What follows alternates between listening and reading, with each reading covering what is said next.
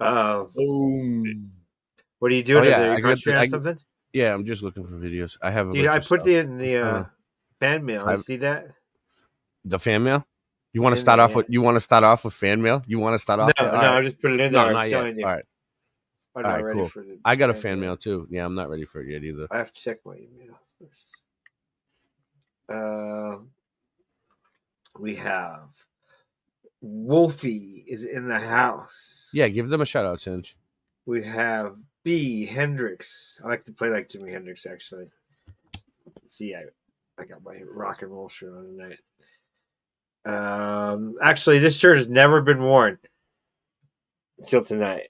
I got it like 15 years ago, maybe even 20 years ago. And I was like, yeah, it's never been worn. My Guitar Hero shirt. I think I got it from sending it Nice. away with cereal box tops. I had like 5 cereal box tops. No, seriously, I think it was from a cereal box top thing. Not even joking. Boston Ray, Mudflood Adventures in the house. Late Night Lives in the house. All right, let's see what this is. This looks like this might Undocked be good. Ryan Nated loves Kaufman. Dr. Kaufman. No, actually, no, I can't do that. I'll be bringing Dr. Kaufman around. Who else we got here? Nightbot's in the house. My first 3 months of YouTube, I was talking to Nightbot. I thought it was a person. Bets Raymondson's in the house. Here's something I saw that was pretty cool. We'll start off StreamYard. Mikey Smith off horizontally kinda, opposed. I know that guy. He's a funny chap. I seen this. This was pretty cool about dome sailings. Shout out to Mikey. Glenn.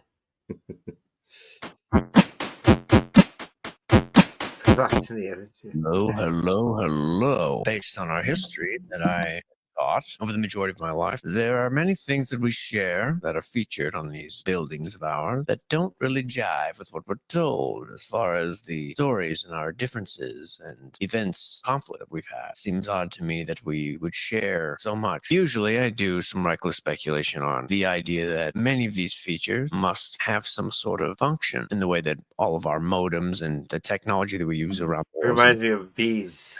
similar. While our home Beehive. fashion and our art does not, leads me to believe that many of these features are functional in some way, useful. This one is a little bit different. Let me explain, and then we're just going to take a very gorgeous tour and marvel at the amount of these that are everywhere and the talent behind them, and wrap our pea brains around it. If you ever get the opportunity to see Cathedral, if you would not squander it, I would highly recommend that you experience that, even if it's just for a few moments. Even better if there's an organ playing at some point. Well, if you're anything like me, it's something that we easily get overtaken by motion. The dome structure here, it does wonders to the spiritual character of any interior building. Seems to be no end, no beginning, sort of this perfect reflection of a promise of eternity. People that study these things, scholars, suggest that the dome symbolizes heaven. In some ways, to me, it feels like a weight can be lifted looking straight up into some of these. It's like a conduit for a transmission of positive energy. The power of this kind of architecture, it seems to resonate with our emotion. These elements sort of defy reality. The dome is, to me, to Mole Brian,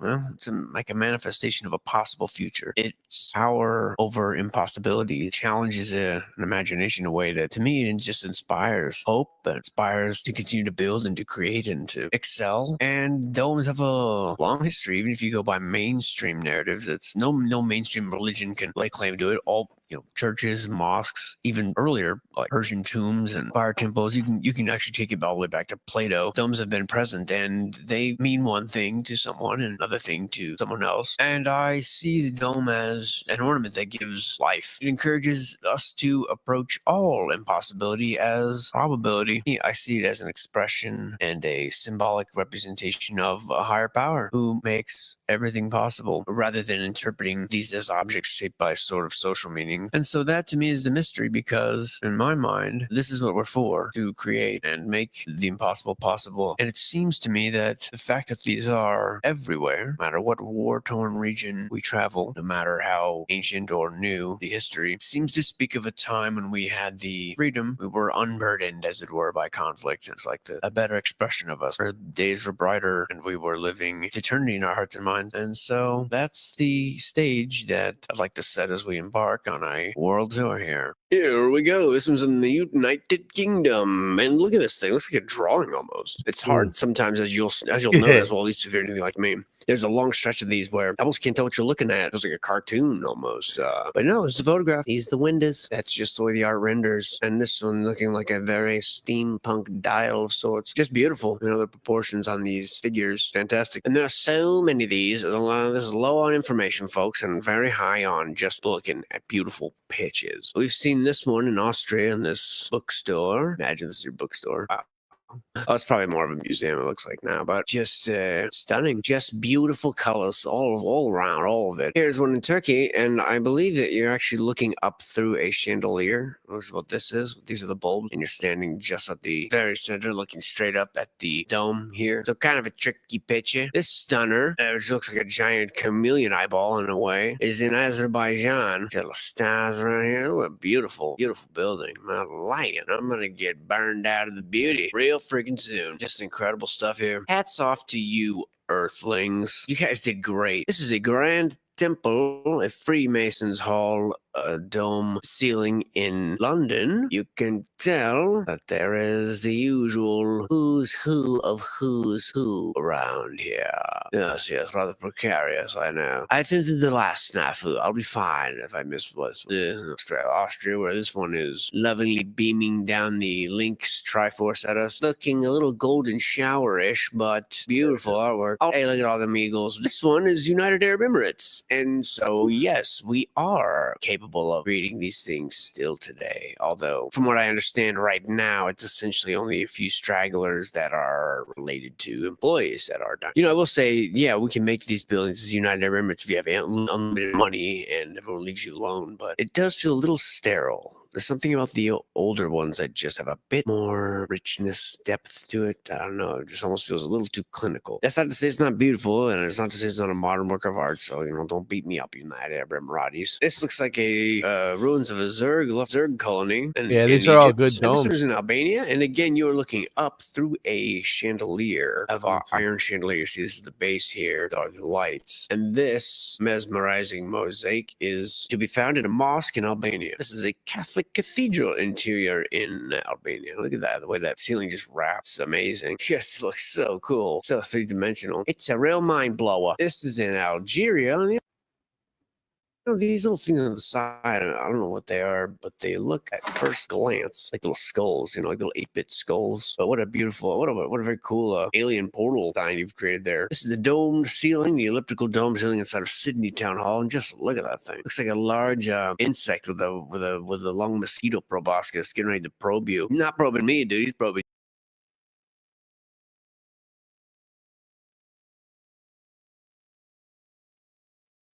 That's what she said. Stop sharing, huh? All right. Well, I've been seeing a lot. Do you see alligators where you're at, right down there? Yes, they are. I'm near the Wakaiva. Yeah, in real life. Yeah, yes, I'm near the Wakaiva River. Yeah, and it's like loaded with alligators. Oh, really? A lot of them? No. Like you every day, all day. I mean, so check this out. I've been watching. Where do you guys got capybaras? I've seen them at the zoo, but I haven't. Hold on 1 second. I got some cool videos though. Let's see. Is this it? No. I'll just do the entire screen thing. Yeah, let's look it up. So check this out. Capybara in Florida. Oh, there it goes. I lost it. Man. All right, give me a sec. 15 places where you can meet capybaras in Florida. Let's see. Yes.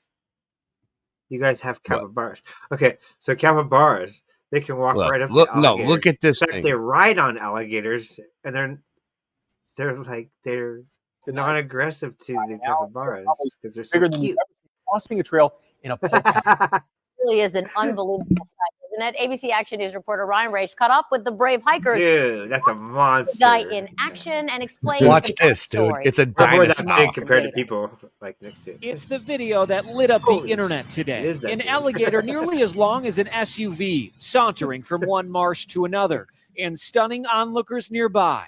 It was Dude, just that's awe-inspiring. cool. Christy Buckley Crazy, was right? just wrapping up a morning That hike thing with her is husband Sean when the gator huge. started to move. That's Like them what, right hundreds there of years lying on the old? ground, 100, capturing 200? these still pictures from the other angle. Look at him. And yes, he's just as big from that I would side say too. 100. My husband and That's I a are calling him dinosaur, bro. Godzilla because that's kind of what he looked like going across the path. Old. Yeah. Crossing so slowly, his feet flopping with every step, and that tail dragging along stegosaurus, bro. behind. He's No so one could- prehistoric no one looking. could He's attack he's him. It's like- amazing. And before you That's start big. calling this a fake, talk to the regulars at Only Circle a B. human. The They know estimated him. 13 Anything to else, 15-foot gator They even know has him. a name, and it's been around He here has a for name. decades. The big humpback is what everybody's The calling big his humpback. back is a little bit higher up than normal. So check this out. Normally, Circle B is a pretty quiet park. Wow, Not today. Everyone's that's heard about so that gator and are actually crazy. making I up know, their own right? parking spot just to get a peek. We live nearby and we come out here, but we came out today because of that.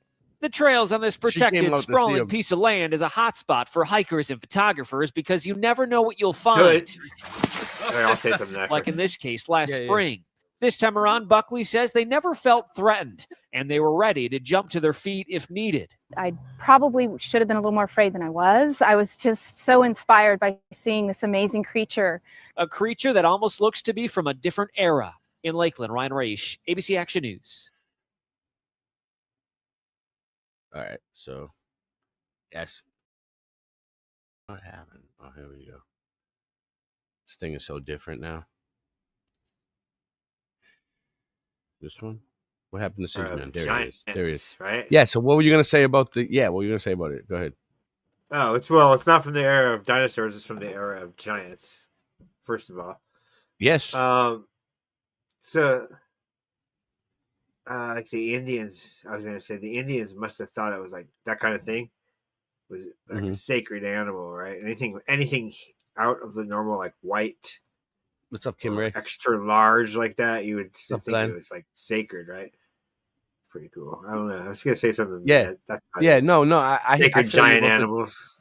I mean, giant animals, giant bugs. It proves that there's giant people to me. But You know, it's really Um, cool animal. It's elephants. Elephants are so smart. They go back to where one of their family had died. They'll revisit it like a year later or something. I don't know about the timing, but they'll revisit the spot, and that's where they get the memory thing. I think. so this one's crazy The too, memory because saying. check this out.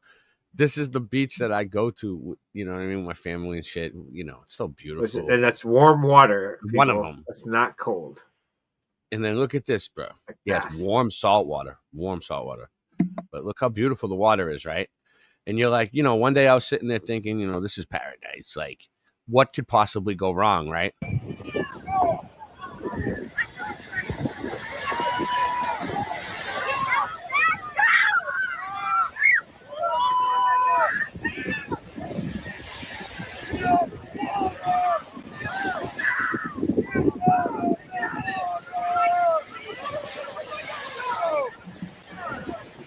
Dun dun dun dun dun dun dun dun dun dun. Can we go back in the water yet? Is it safe to go back in the water? Oh, Is it God. safe to go back in the water? Yikes. So you know what I mean? I sit there, and I'm like, yeah, that's beautiful, you know what I mean? But like, what could possibly, I'm in paradise, but what could go wrong? Sharks. It's like, everything has its pros and its cons, Man, we cannot figure out the right. They're screwing us tonight, dude. There it is. Okay. We have more. More gators, right? I have more gators. I mean, they're all over the place, but let's see. Woman, no, we don't do that. Alligator climbs the fence, bro. Alligator climbs the fence. You want to see it? There we go. There he is climbing the fence. The prospect of an alligator in your yard wasn't scary enough. Now this, apparently they can climb fences. A gator scaled the fence. I'm not What do you kidding. think about that, chat? You liking In it? Jacksonville, Florida, over the weekend, a woman was driving by. Look at him. Proof right there. When This she is where caught I one, live now. It does a belly flop on the grass and then goes on its way. Officials with the air station said they don't plan to remove the alligator from the base. You know, Nancy, I'm very happy with my current deployment, but I can't wait for them to pull me out. You know what I mean, Singe? You know, when you get deployed for a couple of years and it's like, man, I really love it. I'm in paradise and shit, and the agency deploys you. But like, man, I'm hoping one day I get that letter from Ricardo. You know what I mean, Singe? That relief letter that says, you are relieved. We're going to pull you out. It was all a dream. Is he frozen? I think he's frozen. No shit. Perfect timing. What do you think about that, Rye? Yep, 100%. Yeah, when you're deployed somewhere, but you just can't wait to get back. Yeah. Get out of there. Get out, get in, get off, get out, and get on. What else we got? Oh, this one was crazy. So, like, I didn't even watch this video yet, and I don't know if it's just clickbait, but I'm gonna chance it. Let me see. Oh, all right, here we go. Where was it? This one. Birds can store. No matter where data? you live on this planet, you are coexisting with an See, that's his problem. He's still living on a extremely planet. complex network that has been developing and evolving 500 times longer than human beings have, and Let's see this. 3 times longer than primates have. But we're also used to them that our brains no longer pay Welcome attention to our the 10th sounds that they anniversary make. show. But once you actually pay attention and listen to those sounds, holy shit. I'm no stranger to studying how different animal species experience time slower or faster than you or I do, and how that tends to relate to the sounds that they hear and make. But birds are a whole new level of this phenomenon. In this video, I'll be traveling to visit a very intelligent bird that spent his entire life sampling unnatural sounds or noise. I'm not watching the of whole human video. conversations. I want to see a PNG image to a bird. That's what I'm looking for. Ibis. Let's see. This vocal phenomenon. It turns out luck was on my side, because not long after I got there, this little starling got right to business and quickly showed me how intelligent and experienced he was with his incredible library of songs. But since he was adopted as a baby and didn't live a life in the wild, he had a completely different palette of inspiration. It seemed like his favorite sound was the older shutter sound when you take a picture or a screen grab on an iPhone. A lot of the sounds were Is he gonna put a PNG when I'm to a bird? hiking So into it the was woods. clickbait. It was Acoustic clickbait. mics. A great start would be viable bioacoustic recorder. Taco Bells. Nope. No bueno. No bueno. No. It's no bueno. Oh. Yeah. The true kings just walk up to the mic and grab it. Cause spitting fire isn't just a bad habit. Like the hamburgers they serve that you just gotta have it. Like astronauts blasting off to other planets. Wascally rabbits. You're green enough, you're getting it fuck. These kids nowadays are so enslaved, minds so depraved. Spend their time going to raves. Not even old enough to shave, but they know every planet's name in outer space. But outer space is fake. Wait. What about all the pictures NASA takes? Master.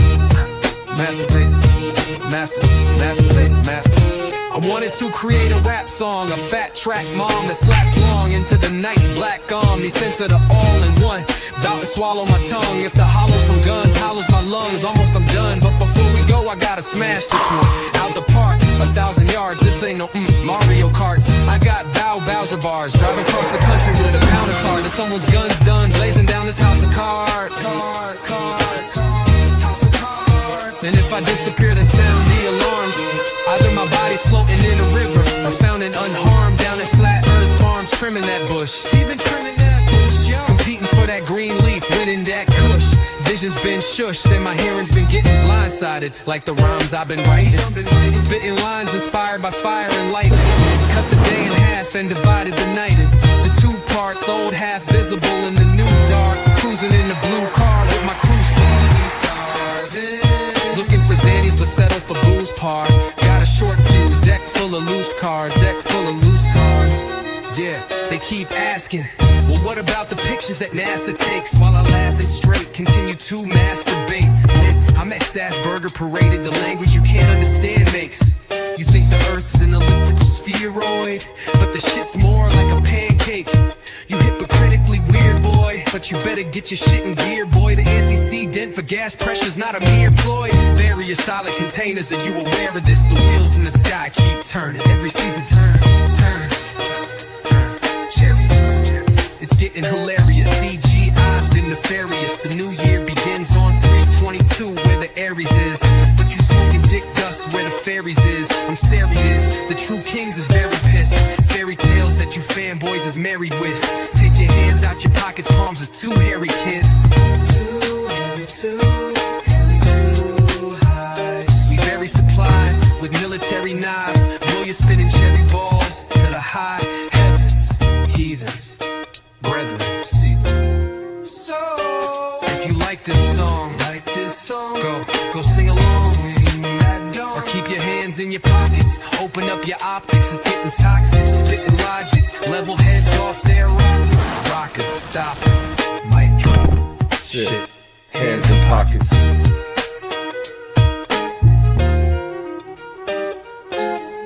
Starving, open up your mind, never know what you find. Starving, so you call on the kings, cause truth we brings. Starving, open up your mind, never know what you find. Starving, so you call on the kings, cause truth we brings. Boston race compromise? Fuck you, compromise. I never compromise, rhyming clever thoughts of mine. The heavy ostracized, don't end up hospitalized. I'm hardly monetized, with the public hypnotized, I'm often criticized. It's time you visualize, the news will trick your mind. Sometimes I give advice, I like to improvise. Keep it simplified, I got this memorized. I ain't trying to get known, I don't wanna be big. I'm just trying to do what I did as a kid, without splitting your wig. Who told you Smith & Wesson? Now it's your missing weapon. Pull back, squeeze, and teach a fucking history lesson. While you're sitting waiting for my punchlines, I eat up Globies like it's lunchtime. So hand it over like we standing in the lunch line. And hurry up, sucker, cause it's crunch time. She ate on my bonbons and expanded her waistline. The flat earth anthem will never get no airtime, because I talk trash about the Effie app and that's fine. Nevertheless, I'll see y'all on the front line. The flat earth anthem will never get no airplay. It won't even make it up the stairway. Late Night Live is the only place you'll hear Ray. Globies are stuck to the ball because they're gay. But Boston Ray, you be smoking blunts galore. You just fell for sure and bumped the floor. Well, that's what I was looking for, somewhat. We all believed in the globe, we was young once. From Orlando to the Panhandle, me and Russ can see the earth's flat from any angle. Money going one hand and out the other, and you'll never see money come out the gutter. You won't survive without your brothers, so please be kind and love each other.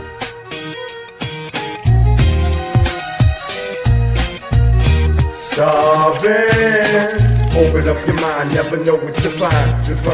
Starving, so you call on the kings, cause truth we brings. Starving, open up your mind, never know what you find. Starving, so you call on the kings, cause truth we brings.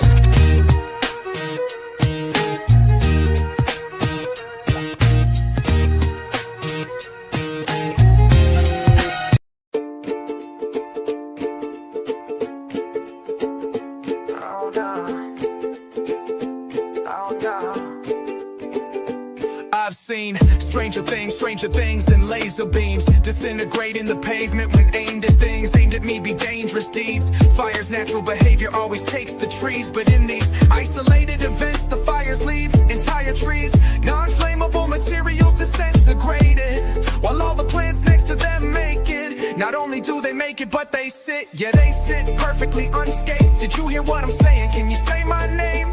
Latter-day Saints. Next time the dudes around you, it may try and surround you, but if the shoe fits, take it off and throw it on the ground too.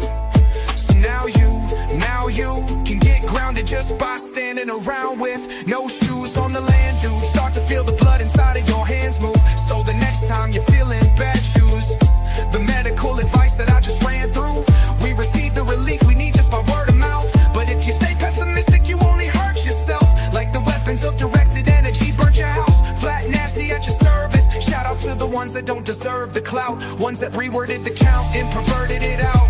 So took away the confidence and further the doubt. So I give it back to him with the words that I spout. Like a fountain that squirts in a drought. No point in complaining, girl, no pouts. It never ends well. So then tell me how much the nanofiber Microsoft Intel in your skin cells been held. CRISPR snipping at your stem cells. Tell me how it ends. Well, I've been exposing dude since I knew. Act like you've been schooled. Actually, dude, I should have been clued about all the roofs that were blue that didn't get dude. That they're building back better, but that's never gonna happen ever. All they've done is isolate and shroud us with frequencies. 5G's living in a cloud puff. Chemtrails that get inhaled, inhale on down us. 5G danger hanging around us. You've been bound up, been around. Weed killer, spilling in 15 minutes. Cities overcharging the starving for rent. Shitty, the propensity of those entities who resent us and against us is many, many men, many, many men. Wish death upon free energy. Dog, I don't rely no more. Don't need high-speed internet to survive this war. Which war are you referring to? The reoccurring goo being sprayed in the sky by airplanes that keep blazing right by. Falls to the ground and gets under your feet, but it's over your head. This thunder that keeps cracking open the dome. No wonder it leaks, but as far as leaks in the government, please, no such thing as whistleblowers. That's government cheese. Other than these what? Other than these nuts that only a mother can squeeze. Sample my DNA and that covers my genes. No wonder I bleed when crip walking over objects at a 300 degrees. They call me SpongeBob, but wear pants living under the seas. With new vaccine for every native discovered disease. Another belief, believe me, it doesn't come cheap.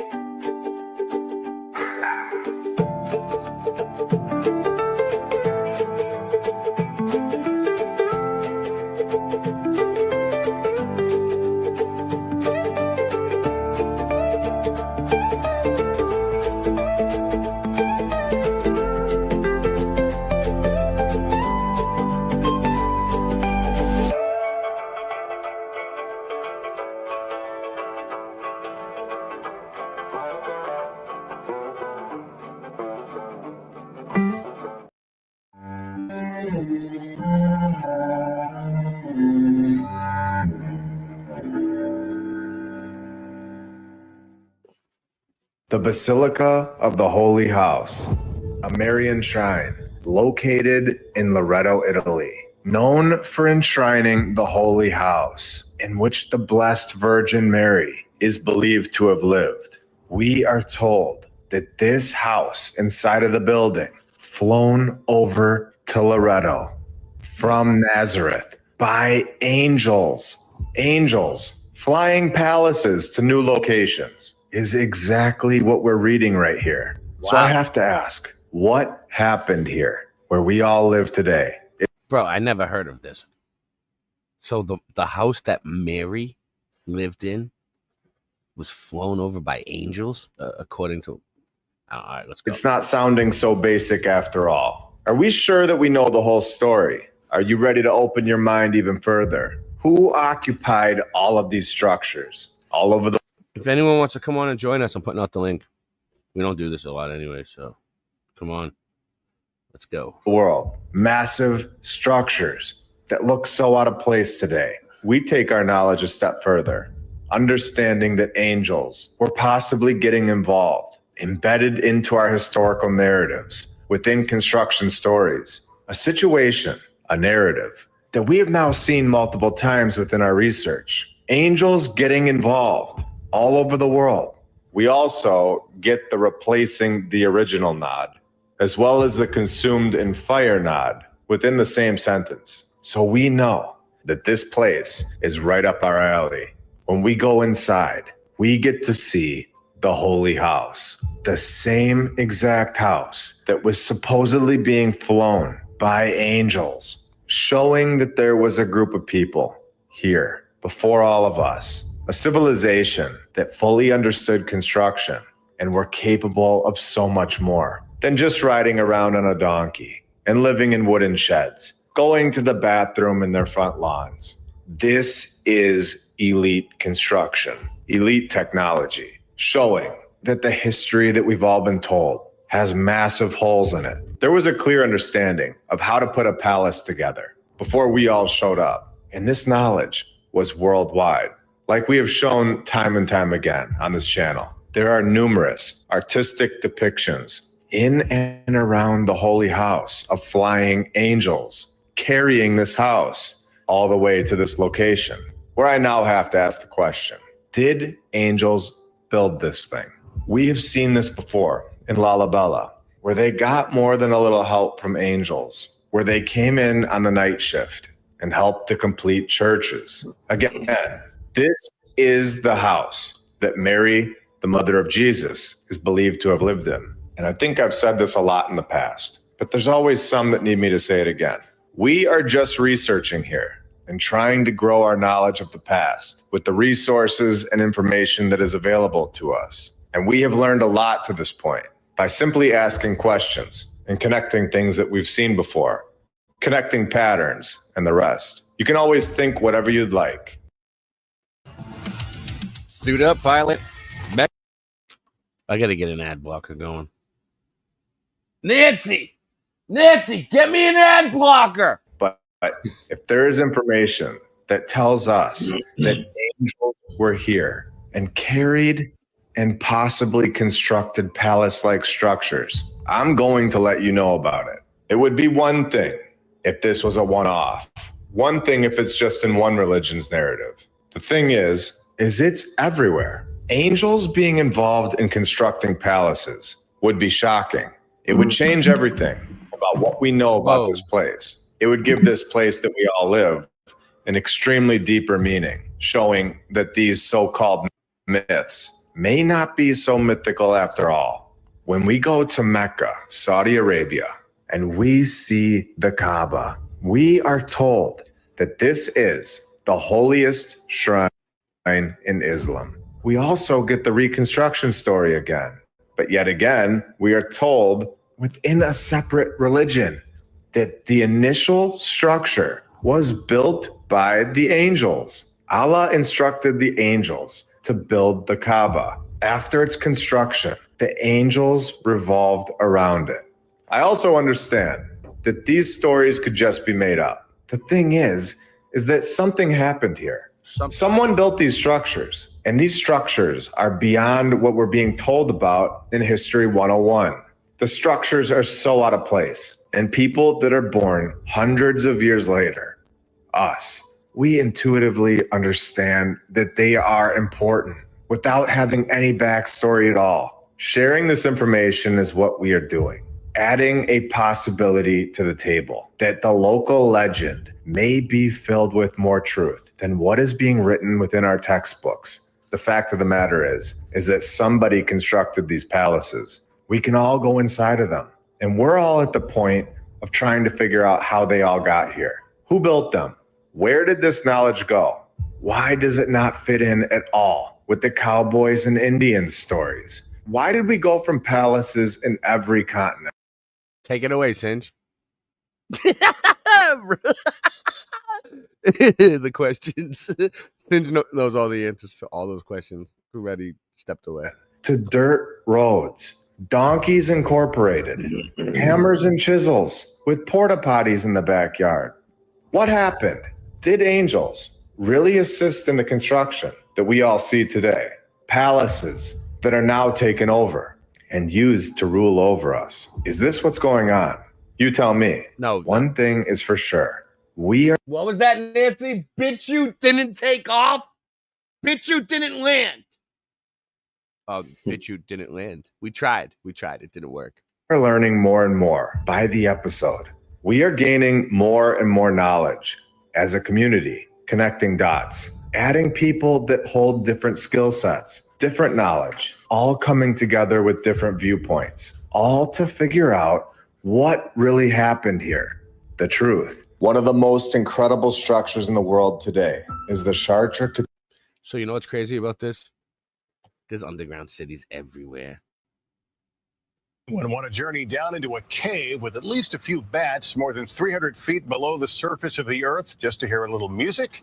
Have you ever paused to think about the hidden worlds lying beneath our feet? Beneath the surface of our familiar cities, Boston. vast secret realms exist. Hidden networks, sprawling underground cities, and concealed complexes rarely seen or known by most people. Today, we're going to the weird world of Camp Century. These underground sites range from California's subterranean oasis to forgotten tunnels whispering forgotten histories. Here in Arizona has an incredible view without any windows. No windows and still a view? Yes, because this hotel room is more than 200 feet below ground. Get ready to journey into an extraordinary realm of mystery, history, and astonishing human creativity that lies just below the streets we walk every day. Here are 30 hidden underground cities in America they didn't want you to know about. Bro, 30 hidden underground cities. Nice. Number 30, Forestier's Subterranean Oasis, California. In Fresno, California, a remarkable story of human perseverance and innovation. Shout out to Fresno.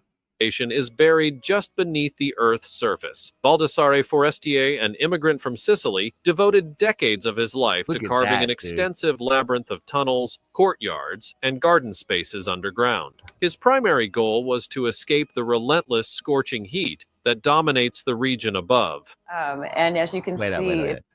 They're saying that dude carved them. Do you think he carved them or you think he found them? Dug them out? I don't know. it's still producing beautiful navel oranges. So What emerged from his labor is now known as the Forestier Underground Gardens, a sprawling living monument to resilience and ingenuity. This hidden sanctuary is filled with flourishing fruit trees, verdant gardens, and carefully crafted passageways. It demonstrates that even in harsh climates, subterranean spaces can be transformed into thriving, sustainable green environments, providing both shelter and beauty in equal measure. Number 29, Camp Century, Greenland. Whoa. While not physically located in the United States, Camp Century in Greenland frequently appears in discussions of remarkable underground projects associated with America. Created during the height of the Cold War as part of a covert initiative known as Project Iceworm, this U.S. military base was secretly buried beneath miles of glacial ice. Its purpose was strategic: to house nuclear missile launch facilities hidden from enemy detection, ready for deployment if global tensions escalated to full conflict. Today, Camp Century sits abandoned and frozen, a haunting reminder of Cold War paranoia and the lengths to which government... Was that Singe? Was that you, Rye? Oh, no, I was just coughing. Sorry, I was clearing my throat. No.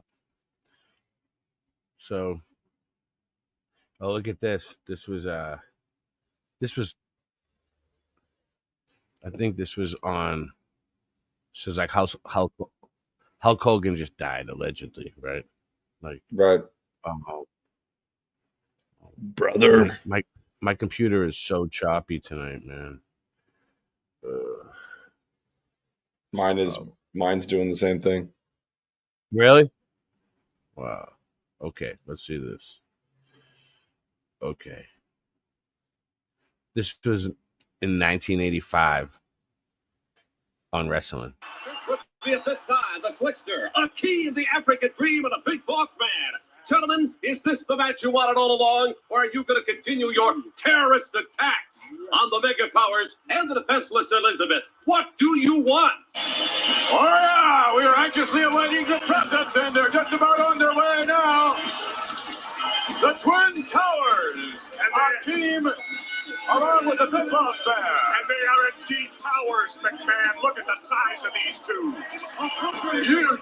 All right, thank you, Vince McMahon. Hulk Hogan, Macho Man Randy Savage, the lovely Elizabeth. 3 people working as one, with one goal in mind: to defeat, or should I say demolish, the Twin Towers. Yeah. Hulk Hogan, you talked about the Triangle of Love. Jesse Ventura says there's a problem. Explain. Well, you know, Mean Gene, you get right to the heart of the matter with that question, brother. It's the love, man, that's going to supercharge the mega powers and tear down the Twin Towers. Yes, man. What were your thoughts then? Oh, yeah, Mean Gene, I can still feel the pain when that cold steel bit into Miss Elizabeth's wrist right there.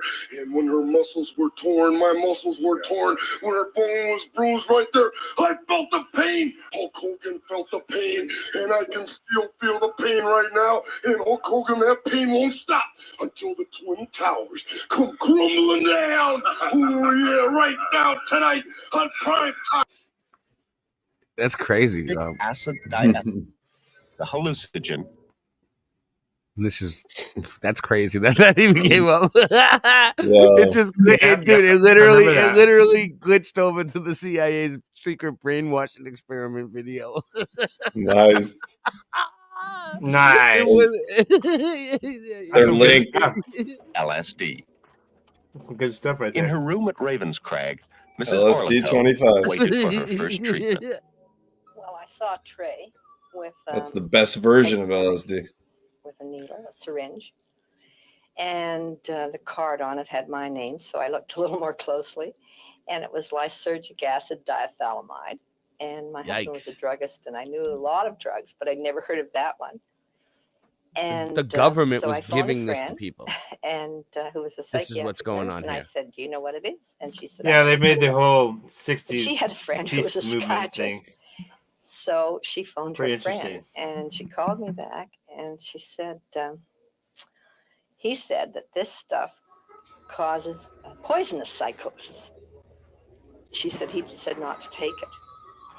Yikes. Well, I thought, he's a very Freudian psychiatrist and doesn't believe in any medication of any kind. And after all, here's Dr. Cameron. I mean, he's the big doctor, and he's known all over the world, and he wouldn't do anything that would harm me, etc. And so I took the injection. I didn't like it. She loved it. And it really did create a Look at her. poisonous psychosis. LSD, with all its frightening mental images, was scarcely known at the time. But the CIA secretly brought some in from Switzerland, where it had just been developed. The room became very distorted, and I thought my bones were all melting. And I I've just been there. wanted to scream that I wanted to get out of there. And I saw the squirrels outside, and I thought, they're not the squirrels, I'm the squirrel. I'm in this cage, and I can't get out. And I started to she's throw the squirrel. myself from side to side in the room. Oh, shit. My nickname was the squirrel in high school, bro. So I was watching this, right? This is pretty interesting, guys. I don't know. So it's basically like, let me see if I can get it to play. It's so choppy. I'll pause it and we'll talk about it. We'll see what you guys think. What up? Yeah, we're just getting started back with the show. Whoa.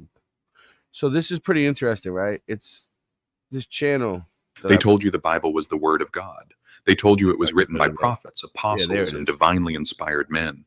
They told you it was holy, untouchable, pure. But they didn't tell you who really wrote it, and they definitely didn't tell you why. Because if you knew what was hidden inside those pages, if you knew who was behind the ink, the spell would break, the veil would rip, and the empire built on top of that book would begin to crumble. You were never supposed to read the Bible with your own eyes. You were supposed to be told what it meant, by priests, by pastors, by an institution that had already decided what you were allowed to see. But the truth is this. The Bible is not what we were told. It's not a clean history book. It's not a divine manual. It's a vault, a container of secrets. So far, what do you think, Sage? Can you dig it? I don't know. Rye, any thoughts? I mean, yeah, it's like a book of riddles. Exactly. All right, that's what they're talking about. A set of encrypted scrolls. Oh, yeah. So I got two words. There would be Mesopotamia, and the other word would be Sumerians. Yes. because the Sumerians in Mesopotamia wrote most of that. But what I'm saying And is like there's way more than these 66. this is like a books this is like that we an were given. yeah. Go ahead. And there's also an episode from Star Trek that totally microcosmic. Here, I'll show you a little clip. A Star Trek would get a strike. Well, I can just explain it to you anyway.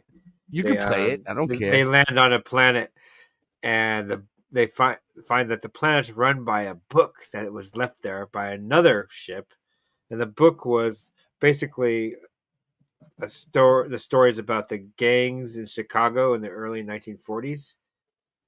And so the entire planet became centered around this book, and everyone was like a gangster from the 1940s. And that's how they lived life.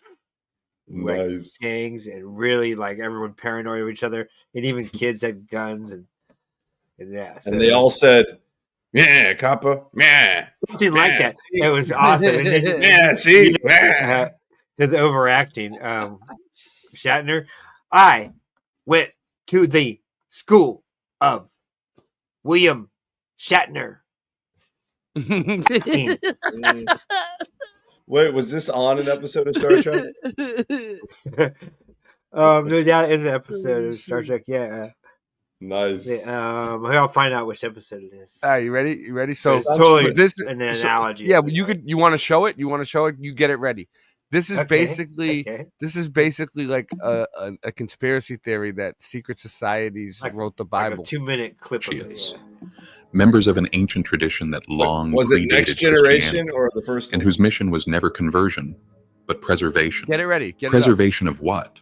Of ancient knowledge, of spiritual technology, of truths too powerful for kings or popes to control.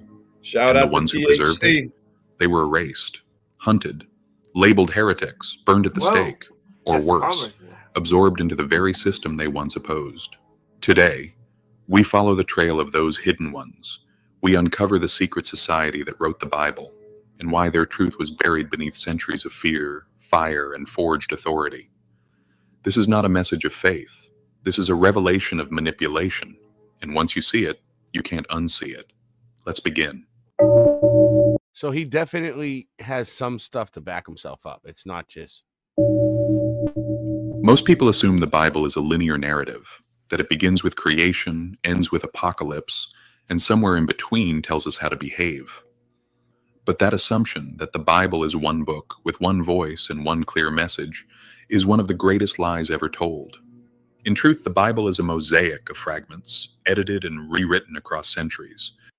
I mean, he's right. Like, if you look at the photo, it basically looks like a jigsaw puzzle, right? Yep. I mean, it's kind of what the Bible is. It's from edited and rewritten across centuries. Like, you know how long that is, how much time that is. But yeah, let's if see you what, want to, yeah, go ahead. If you want to read it in chronological order, you have to like look up which books to read to make it chronological order, because it's not in chronological order. So far, I'm following them. Let's see. Written in different languages across different empires by different schools of thought. Some texts were mystical. Some were political. Some were flat-out reactions against other texts. And yet, somewhere along the way, we were told, this is the infallible word of God. A claim. I mean, that is pretty crazy when you say it like that. Like, it's a whole bunch of shit that they just put together from different centuries, different times, political things, all kinds of shit. And they're like, this is the word of God. A claim that silences all questions. A claim that ends all inquiry. But here's the thing. If you actually study the Bible closely, historically, linguistically, esoterically, you begin to realize something shocking. It wasn't meant to be taken literally. That doesn't mean it's false. It means it's coded, symbolic, multi-layered, written in parables, myths, and ritual language that hides deeper spiritual truths behind surface stories. Jesus himself warned us, "To you it is given to know the mysteries of the kingdom of heaven, but to them it is not given." This is in the book of Matthew, chapter 13, verse 11.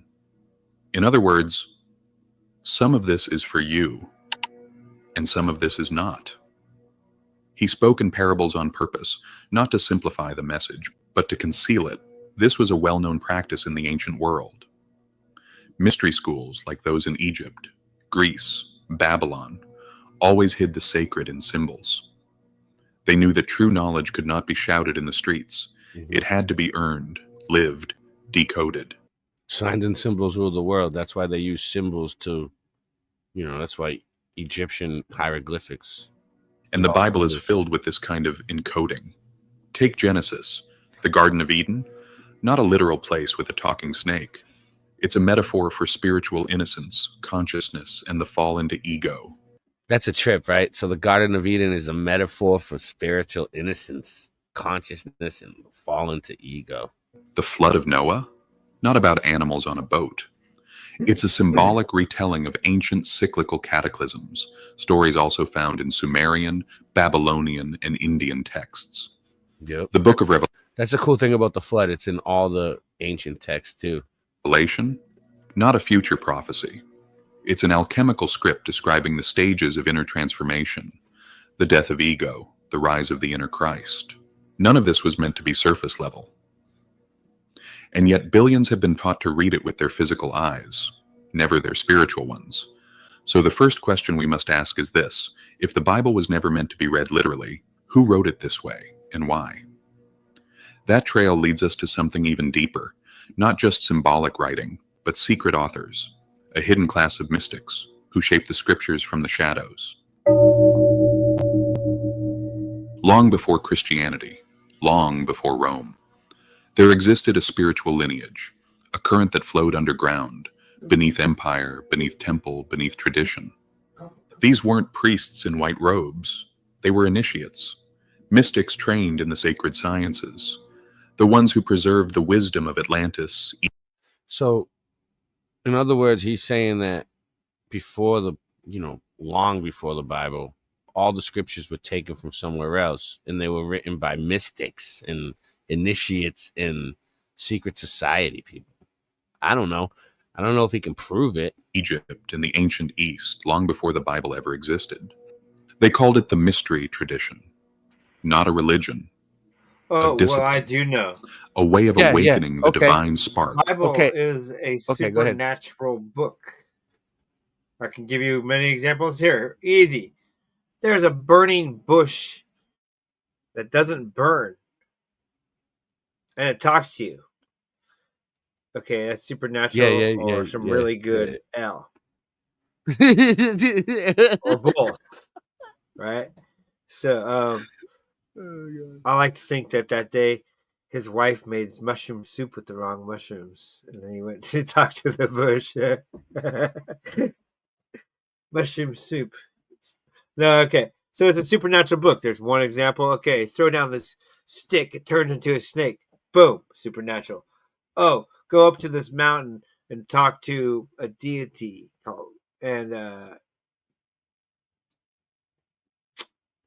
golden calf, something. Okay, it's supernatural.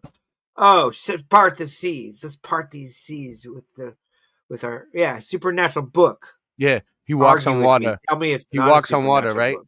Walking on water. Well, thank you. Tell me it's not a supernatural book. Now, every religion. Also, you know why else I think beliefs and ways of life. Every one of them believe in an afterlife and a higher life after this. Every religion. The way the pages change on people, like tell me it's not. I will get mad at you. I'm kidding. No, like people that are experiencing the Mandela effect changes in the Bible. It's almost like sometimes giving them messages, and it's little certain words are different. Like he, like is, like little two, like it changes, like little stupid words that change a little bit just to make it mean something else. The sentence for somebody, and I feel like it does that on its own. Like it's a supernatural thing. Like okay, for people, you know what I mean? Like. Well, yeah, trying to help story you. is supernatural. It's good, whatever it's doing. But the actual physical thing, well, everything is supernatural. And it's just a trip how when you're born into the earth, right? And then no matter where you go, there's Bibles, like everywhere, like hotels, hospitals. Right. Okay, they're really, really, really, really smart. They didn't have internet. They make sure that shit is They didn't everywhere. have radios. Everywhere you go. They used the one way Prison. they had, and that was writing. And writing is the first skill a society learns to advance its society. Nice. Writing. All right. Within man, it's not first skill. It's through one ritual of the death, skills that you should symbolic resurrection. Successful societies always come up with a way to record their thoughts and their beliefs. Did you draw that? I can. Would you like me to? Nice. All right, let's go. And inner gnosis. I can draw. And when these initiates began writing, they didn't write manuals. They wrote maps. Maps of the soul, disguised as mythology, encrypted in allegory. These writings weren't designed to Some be of popular. it is They actual. weren't meant for the masses.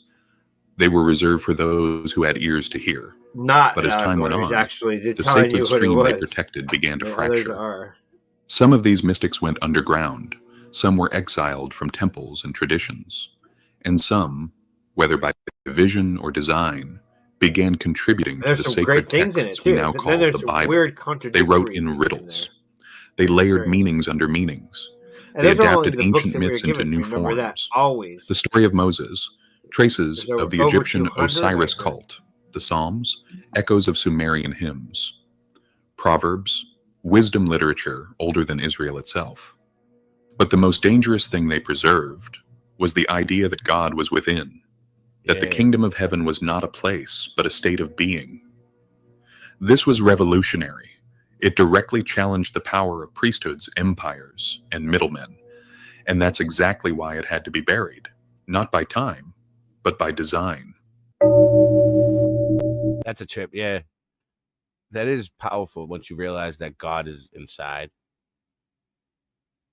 It's like a weight off your shoulders because you don't gotta go looking for him anymore, you know? Oh, True. man. All right. You know what I mean?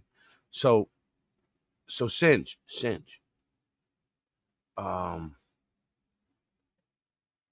Is he ready? No, he's not ready for it yet. So I'll wait for him to come back.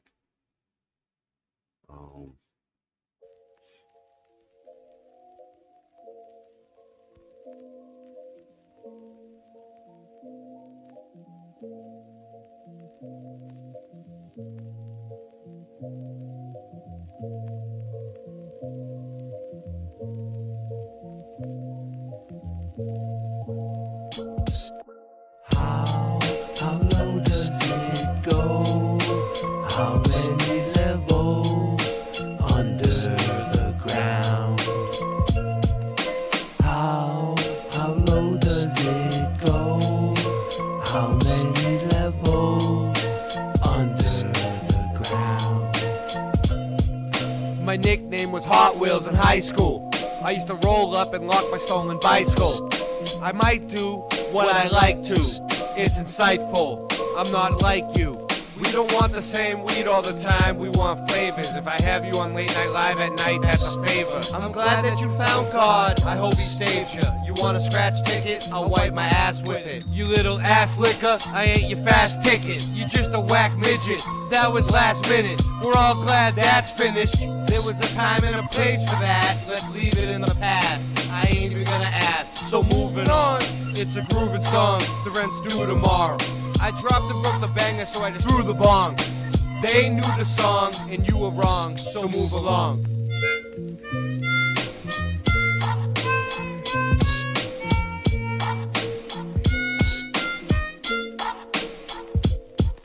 How low does it go? How many levels under the ground? How low does it go? How many levels under the ground? How high can I get? I'm gonna fly so high like a jet, but I don't need no fuel, cause I'm not no tool, I'm not no summer cassette tape. Have Everybody wanna hear what I wanna play. Hey, listen to the music that I sing. All of the joy and the happiness I bring. Late night live, you know you're gonna hop on and give us some comments. And I'm not AI, I don't need none of that to write these lyrics, cause that shit is so whack. Yo, like a heart attack, gonna come back and just bang it, sing it. Yo, I just really know that I can bust my flow any night and day. Yo, so tired of the weak sauce, I need better. Gotta grade it up like I do with cheddar when I'm making my quesadilla. Gotta just have your soul and just feel what I'm gonna do when I sing it through. Keeping it so true, that's what I do. Andre, bringing the freshness to you. Whoa, here we go, what we do, cause I can get so high with a spliff and a fire. Whoa, cause my only desire. Listen to the music as the Rastaman sing. All of the goodness and the joy that we bring. Burning Babylon cause we praise King of Kings, Lord of Lords, conquering Lion, Rastafari.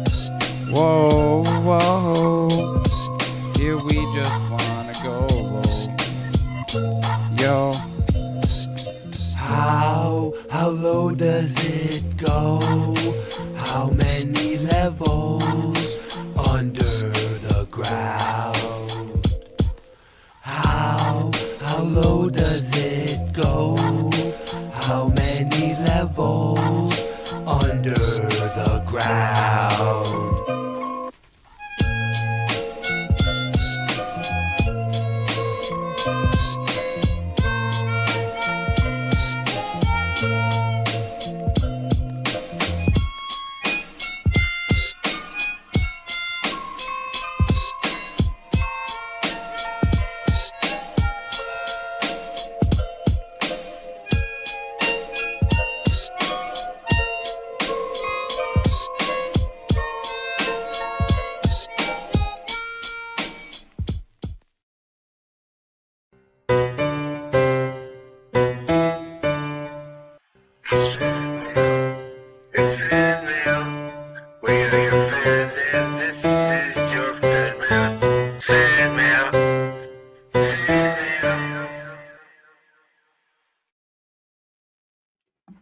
Oh, you found it.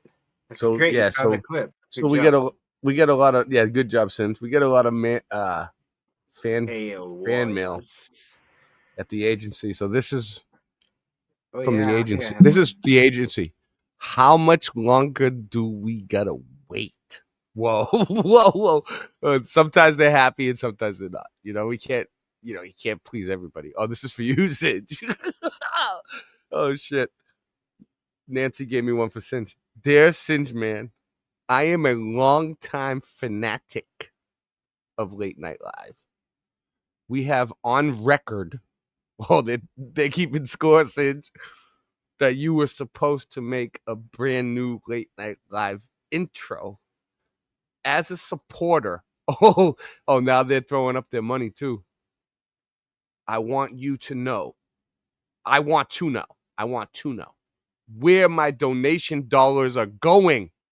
How long does it take to make a video clip? As the public and the fans, we demand Takes an a while. explanation. Hold on. As the public and the fans, we demand an explanation. So how long does it take and why? Please explain. Donna. Well, okay, I'm drawing everything by hand. Everything is mine. I'm filming everything by hand, and everything is filmed by me. Everything's drawn by me. Everything's written by me, and it's looking good. It's almost done. So that's I different. got to put in some cartoon characters that I made Nice. that we'd have. Yeah, so those and of you then that a don't know. couple like Rye Russ and someone else, maybe if I find someone else. Yeah, Singe is And doing then a it's kick-ass almost job. done. But rest assured, if he you will would get it like done. something else to be added, you I can. think we gotta. I was thinking about tonight. Mother's credit card number, and it's okay. Get your mother's credit card number, and I would like you to send it to Croatia 42 Serendipity Lane. Nice, nice. Oh shit! So Serendipity with a C, not an S. did you have any fan mail? Did you get one? Serendipity. Did Say you get what? any? Did you have any fan mail? Or was that I'm it? looking. I'll next break. All right, next break. All right, we'll have more fan mail coming up. All right, here we go. These buildings were found, not built.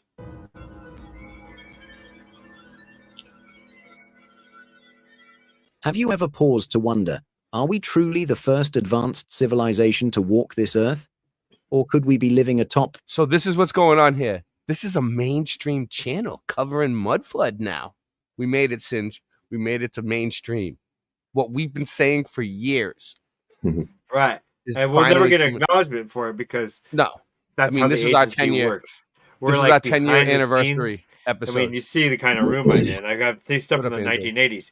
You can't even hack into my stuff. That's why it's from the 80s. So you can't hack Singe, man. The forgotten ruins of something far more ancient, more sophisticated, and utterly mysterious. We dare you. What if history isn't a straight line of progress, but a cycle of rise, fall, and buried legacy?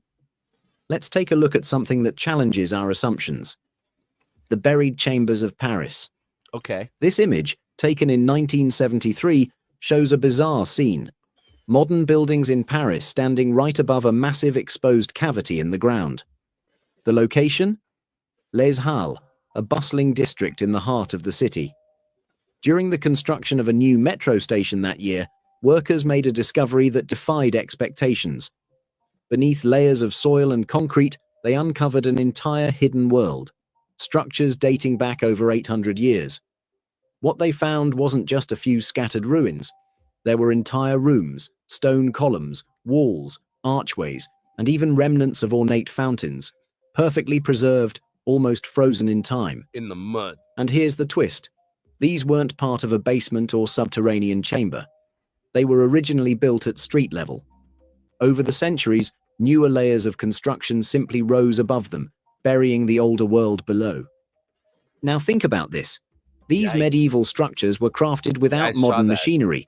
Angela Baby Carson got bit by a hornet today, or stung. Yikes. No power tools, no steel beams, just hammers. I'm going to tell you a story. A story. I don't think I want to know the story. Chisels and human hands. Thank you anyway. Yet they endured centuries underground. Thanks for participating. Meanwhile, our modern infrastructure often crumbles in just decades. Roads riddled with potholes, buildings needing constant repair, despite all our advancements. So the question arises, if we're supposedly more advanced than any civilization before us, why does so much of the past seem to outlast the present? What else might be buried beneath our cities, beneath our feet, waiting? Because we used to build things with quality back then before we had electricity and we had horse and buggies, and we used to really be able to do a good job. Now that we have all this equipment, I mean, to remind us that perhaps we're not the pinnacle of history, but merely its latest chapter.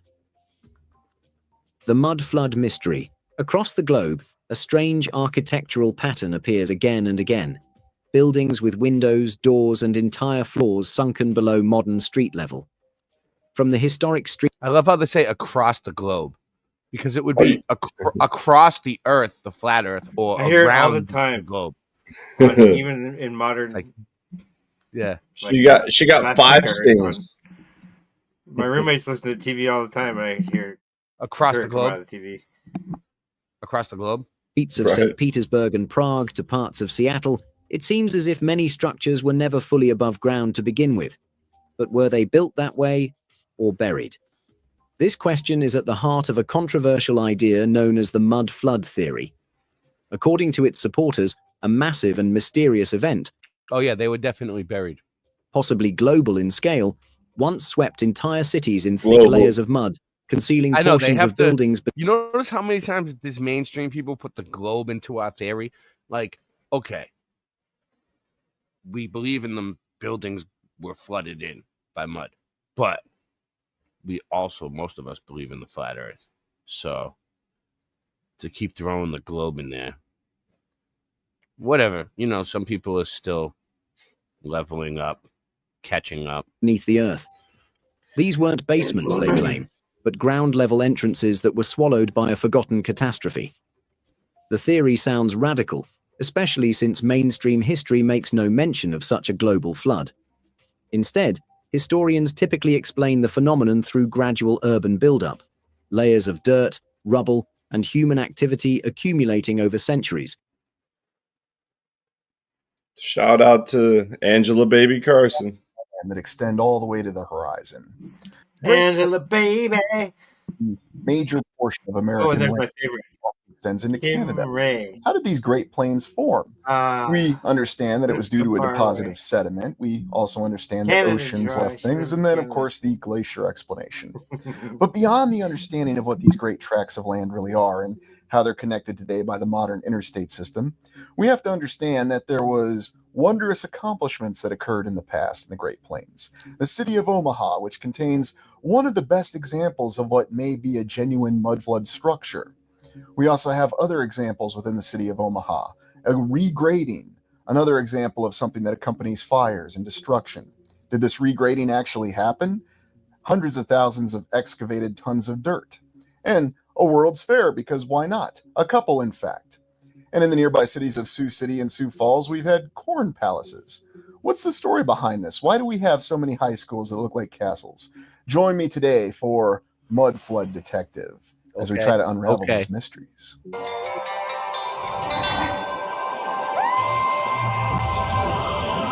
In today's exploration, we're going to be exploring 3 cities that are more or less in alignment on the eastern edge of what constitutes the Great Plains, although you can see here on the Google Earth that it seems that the Great Plains extend further to the east.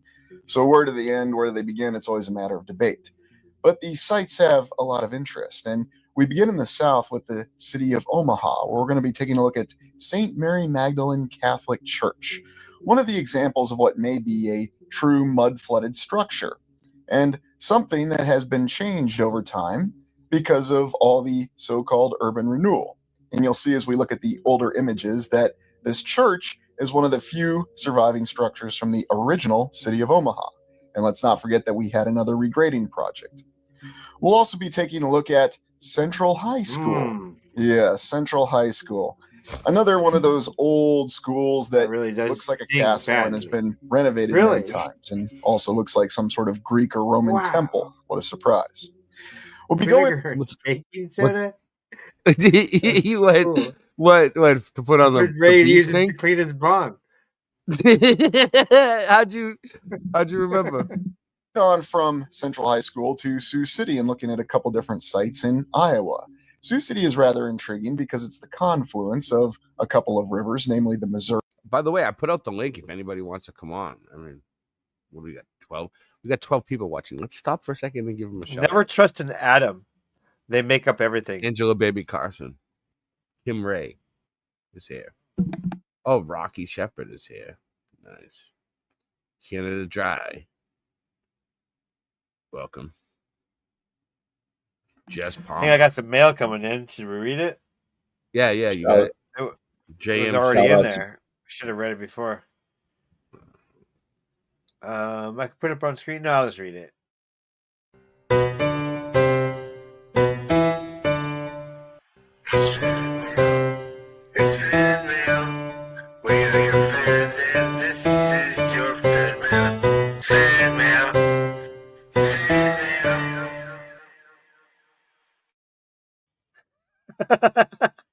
He told me, make a really lame song. I'm like, okay, I can do that.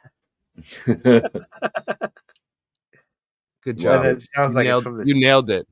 From the 80s, 70s. You nailed it. It was an instant classic. Killed it. Oh, okay. You gonna go? It's from me. Dear Boston Ray, first off, okay, here I'll read it like I imagine him to be.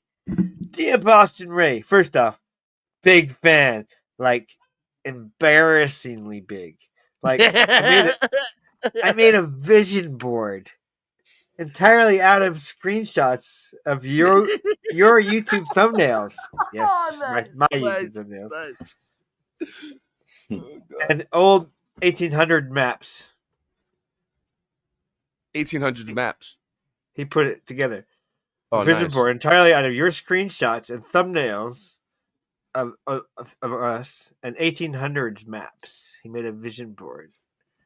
It's kind of big, so his wife left him because he wouldn't shut up about star forts and melted buildings. But honestly, he says, that just freed up more time for your live streams, so thanks. The way you talk about the mud flood, mwah, mwah. Mwah. No, he says chef's kiss. Mwah. Right? Yeah. No one else can make me question the entire history of plumbing while laughing at the same time. Why does every building have a basement that's a prison and a ballroom at the same time?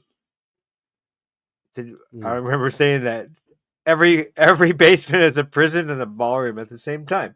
Okay, that's an interesting thing. Did we say that? Yeah, We probably did say that. Why does every building have a basement that's a prison and a ballroom at the same time? I ask that now at restaurants and I get kicked out a lot, but it's worth it. I tried explaining Tartaria to my boss once and now I'm on unpaid leave. But I told him, sir, you're just a puppet of the post-reset narrative. That's pretty good. But Boston Ray would have backed me up. I know it. Mwah, it says again. Chef's kiss. Also, I started wearing goggles and suspenders to look more like pre-flood chimney technician. People just don't get it, but that's okay. I'm on a higher frequency now, and I vibe with buried windows and hidden spires. Anyway, I just wanted to say thank you. So keep on doing what you're doing. You've got fans out here. We're confused, socially isolated fans, sure, but we're still fans. Please make a 9-hour video where you say the word brick 6,666 times while you're accusing the pigeons of being surveillance drones, and I'd watch it twice. Did you hear me, George Ray? Yeah. I heard you. You know, that's part. That is a pretty good request. We might have to do that. A 9-hour video. We have to say the word brick 6,000 times. It's too long. I don't do long streams anymore like that. He'll watch it twice. Not recently, anyway. Sincerely, Jeremy, 2 basement windows, McDougal, otherwise known as the Spire Liker 77. In your comments. Trying to get a video. You like that? I think that was a very, it was very pretty good. good. It was pretty good. Good job. All right, here we go. You ready? Pretty good. That guy loves you. What do you mean? He didn't mean that. Jeremy. Basement, 2 windows. What's your name? Jeremy, 2 basement windows, McDougal. We love you. With the airplane. I'll send you a shirt. London, Check in the this UK, out. Your favorite. To New York City in the USA with a stop at Helsinki Airport in Finland. Heathrow Airport, London, UK. A stop at Helsinki Airport, which is the capital of Finland in north of Europe, Scandinavian country. And the final destination, John F. Kennedy International Airport in New York. So we go to the world map, right? Google Map. If I say something else, and I am considered a radical lunatic by the big majority of the human population. So I go to Google Maps, which is an insult to human intelligence. So right now I feel stupid. It's an insult to human intelligence. I feel stupid as I'm watching. So my question is, why do I have to go towards the right? Why do I have to go? If I want to go from London to the United States, well, it's super easy. I have the ocean in front of me. I just go to the USA, to the New York. Why do I have to go the opposite direction in the opposite sense? Why do I have to go to Finland? So this is Norway, Sweden, and Finland. Gosh, I mean, go to Norway. It's much easier if you want to feel a bit stupid. But why do I have to go like that? It doesn't, and then go back. It doesn't make any sense. I feel like a moron right now. Like I don't understand it. It's my intelligence is lacking the understanding of human intelligence. Why do I have to do this? If I want to go to Russia, I go to Russia. Right? It's always awesome. If I want to go to Russia or to China, super amazing. I go to Finland because it's on my way to Russia or China or India or Japan.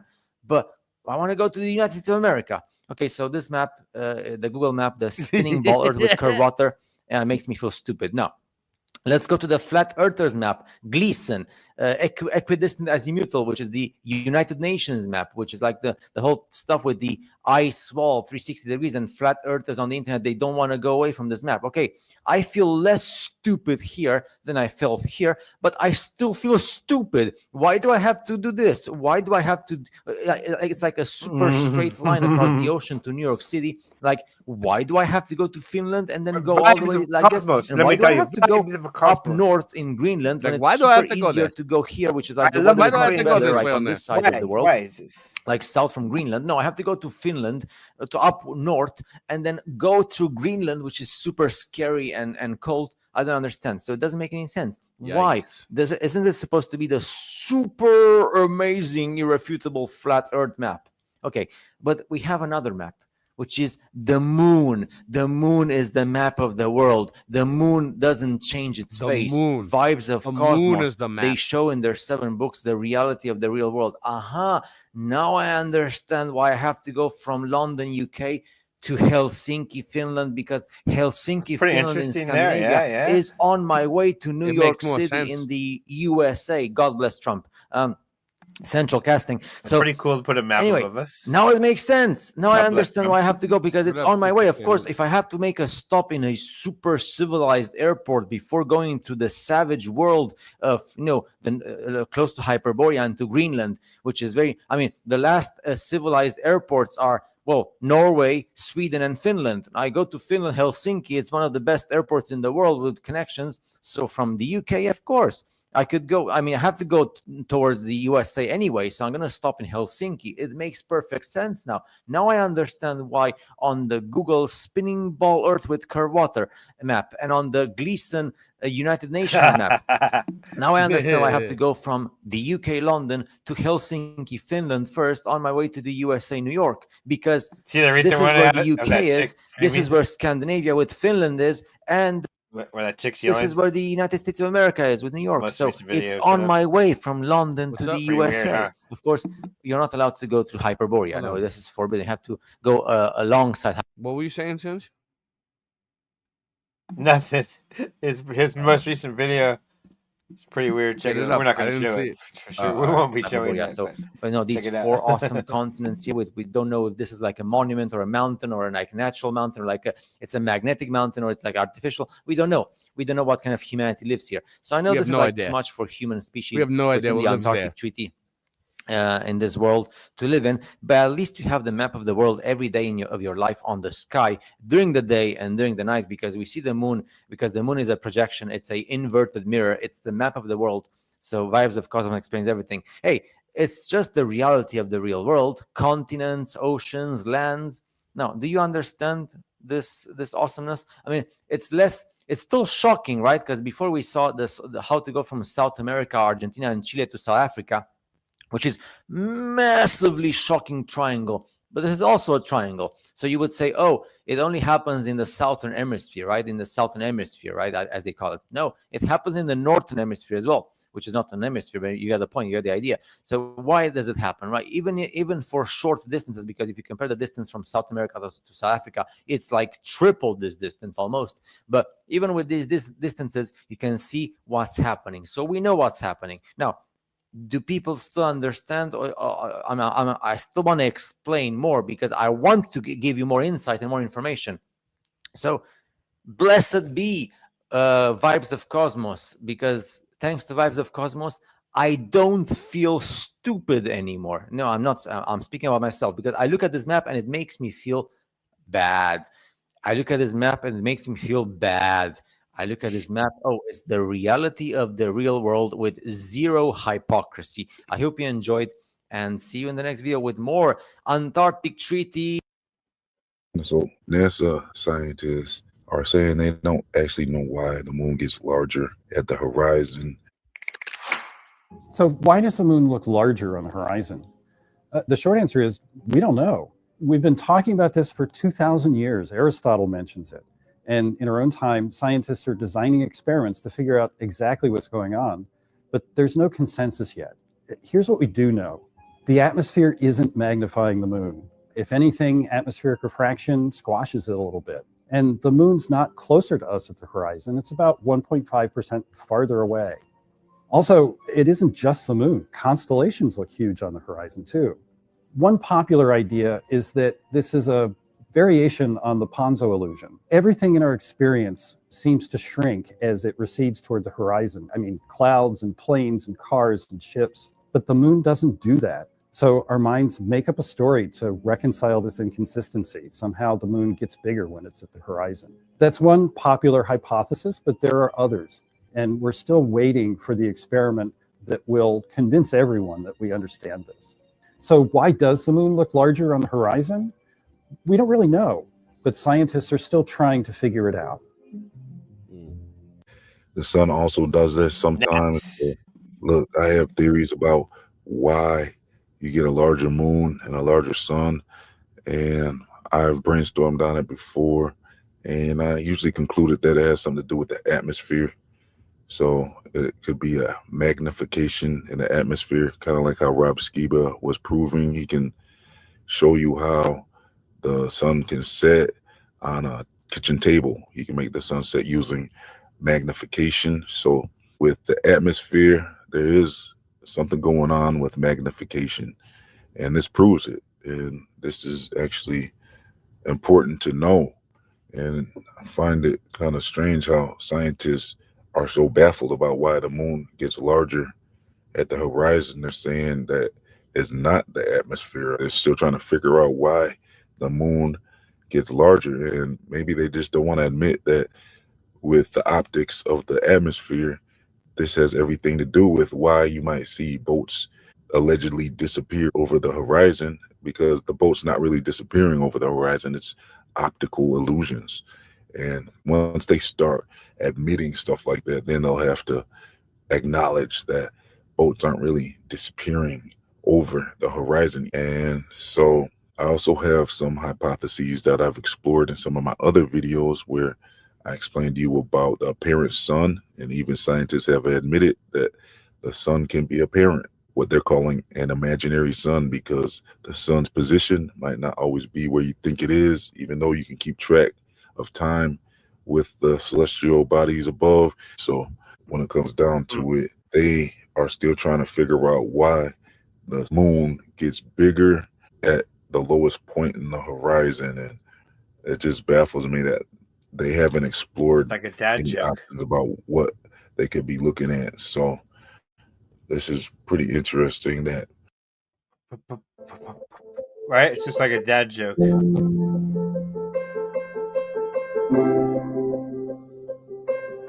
You know when it's a dad joke? Yeah. I make dad jokes all the time. You know when it is a dad joke, though? When it becomes apparent.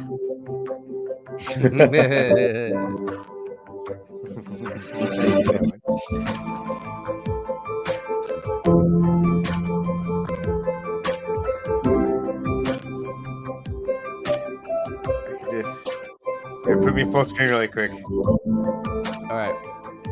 Let's just show you this. Boop. Naps. And the tongue is made out of Z's.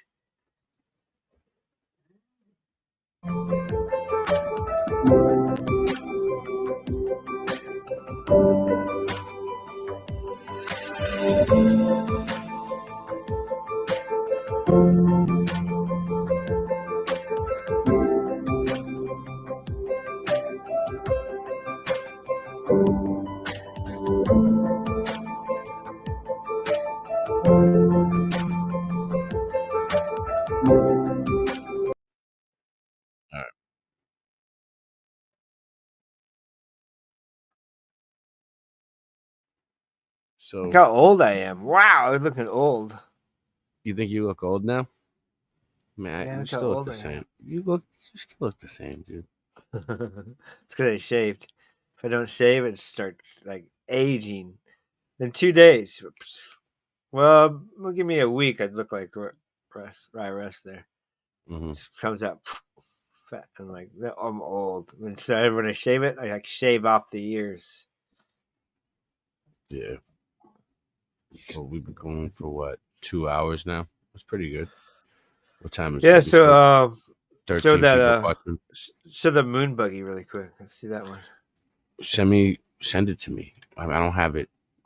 Want me to resend them? Okay. Yeah, send me a good picture of it. Something that we can see. No, it's a video. The video? Put it in the private chat. Private chat. It already is. Oh, you already did? All right. Yeah, it's up there under. It's the first one under intro was a mess. Good. Oops, I shouldn't say that. I don't think it was the intro was a mess. It's just like scattered around. We'll be fixing it. We're working on it. It's first night back. Give us a break. So it's the first one under there. Says we'll be back though. We're back. Apollo 16 video stabilized. It's a rare shot, and if you look closely, I can't find clean it. shot. Where is the private chat? And then under that is the one that makes fun of it.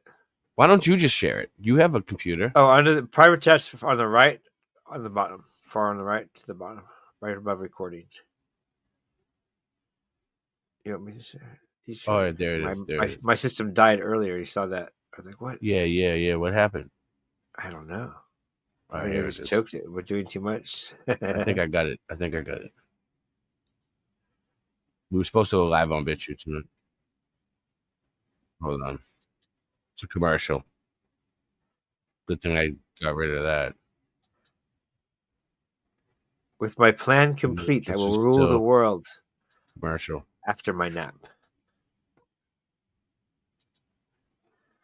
All right, here we go. Boop. This should be it. This is the one. Yeah, so we can just view it on this one. And the next one, we make fun of it. You remember when no, that's SGT report. Well, how about when the energy was free as well? That's David Weiss on SGT. Everything was taken That's from the an atmosphere. hour long. This one? Drawn into these buildings. That's the wrong one. To these pylons. That's it's David an hour Weiss long. on SGT report, which is amazing. SGT has millions of followers. And then none of them, they're all Globies. All right, this is it. It's really great that he's on there. Yeah, that's really cool. Check out SGT report and look at David Weiss. Perfect. That's all we really need to show that. Everybody should watch that. Yeah, it's pretty cool. It's like him. It's better than him being on Alex Jones. It's way better. This one's people are looking and trying to wake it up. Look at that. Oh. You don't want the volume on that? He kind of mumbles anyway. You don't really need the volume, I suppose. But it's kind of funny. So he kind of mumbles though.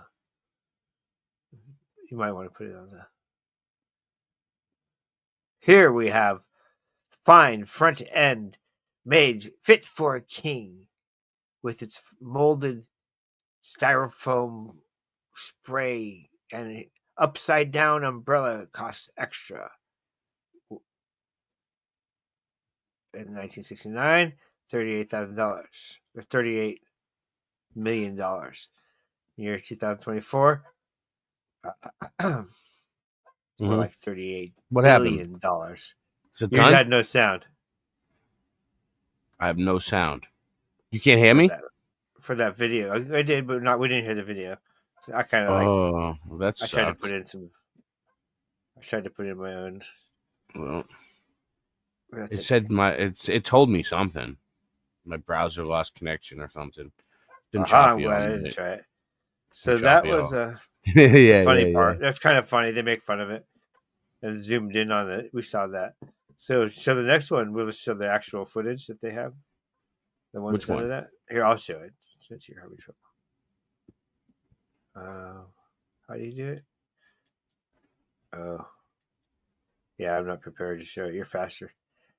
Hold on a second. Well, they changed everything around on us since the last time we've been on. Well, I got it. Let's see. So What am I doing? I'm sharing. Oh, yeah, I don't know how to share. You're right. That's all different. You see what I mean? It is. Slides and PDF, extra camera video file. Here we go. Oh, okay. So you can show your images, your video files, your extra cameras, your slides. But if you want to show the internet, that'd be a different button, right? No, let's invite guests. How do you share screen? Yeah. Yeah, this is gonna be good. All right, go ahead. I don't see it. You gotta press share screen. Click on what you're gonna share, and then when you see it at the bottom, it's not working for you. I don't see the place to click. Did you come in? Did you come in as? It's in there. You said tell me where to click. Oh, it's at the bottom. It's a TV. It's a little TV with a plus on it. It's one of the squares at the bottom. Oh, I see. It says share screen at the bottom. Okay, there you go. Slides. There you go. Okay. Yes. So we're gonna have to we're gonna have to have Nancy. We're gonna have to have Nancy retrain you. You're gonna have to go through a retraining. Open link in new tab right there. Boom, boom. See, right there, and then we go share screen to 14 people watching post. 1969 Apollo Lunatic Rover Moon, and we're sharing after the ad rolls. Boom, go through ad roll and then share. There you go. There you go. You're doing it. He's doing it. He's doing it. He's sharing. Lawn furniture. Duct tape. Optional. Don't forget your action pack. Mickey Duct tape. Thompson. Optional. In the rear with dune buggy cups. Not to mention state of the art. Second to only backwoods Hibbity antennas with tennis balls. And a handy analog. If you believe this is real, raise your hand. And be always much sought after front end with an indestructible polypropanol design fit for a king. Umbrella inverted is extra. Umbrella inverted. 38 million in 1969. Look at that. They drove that on the moon. Today, really? Today, that thing is hilarious. The price tag on that thing. Okay, so that's that one. Incredible. So what is that worth today? I didn't see that. It's in the billions, though. I've checked it out. I compared it. It's in the billions. All right, you ready? So the next one, that was the wrong one. You got another one? You got another one? Yes, the one we really want is on Odyssey. Right. Okay, so we're still sharing the screen? You can. No, you're not. It did it? Okay, so share it again? No. Yeah, because I took that away. Okay, so share this. What up, 82? Odyssey. Seeing it. There it is. Lunar rover. Share. Something went wrong. What? There you go. Whoa, something went wrong. Whoa. Odyssey, like what else is new? I didn't like my link. Oh, shit. What's going on? All right. I'll take over for a sec. You take over. I'll look for it. All right, you figure it out. Oh, I just dropped one in the private chat. All right, cool. We'll get yours next. Boom. Honey, are you okay? Get in. Truman? A teenage pilot has been detained by Chilean authorities after illegally flying to Antarctica, and I bet you know who he is. Pilot and social media star 19-year-old Ethan Guo has been on a journey to fly to all 7 continents in an effort to raise money for cancer research in his Cessna 182. He was inspired to embark on this journey after his cousin was diagnosed with cancer. He's an IFR-rated pilot with over 700 hours and has multiple Atlantic crossings. On Saturday, over 100 days into his journey, he found himself in Chile, conveniently close to the most difficult of the 7 continents to land in, Antarctica. He took off from Punta Arenas Airport early on the morning of the 28th and modified his flight plan, now heading directly south to the most remote continent. After the roughly 800-mile journey, he arrived at Teniente Marsh Airport on King Island, Antarctica, where his landing was caught on camera. Hey, yo, what's up, my brothers and sisters? Y'all know who it is. We back at it. First off, I want to give a big shout out to Tyson. What's up, bro? He said, is that why FE doesn't have a model? It says, can't make accurate predictions. Remember, bro, we're not trying to make predictions. We prove our reality. You see what I'm saying? We're about coming to conclusions and facts, all right? Look at that. Has so many flaws. Let me know what kind of flaws those are, all right? And believe you're gullible. Come on, my brother. Now, check this out. When it comes down to this is a whole and how they used to see it. How were they off? How were they wrong? All of those ancients lines up. All these different types of cosmologies line up. You see what I'm saying? They all line up. Us living in a flat plane, enclosed. You see what I'm saying? Not us living on the outside, all right?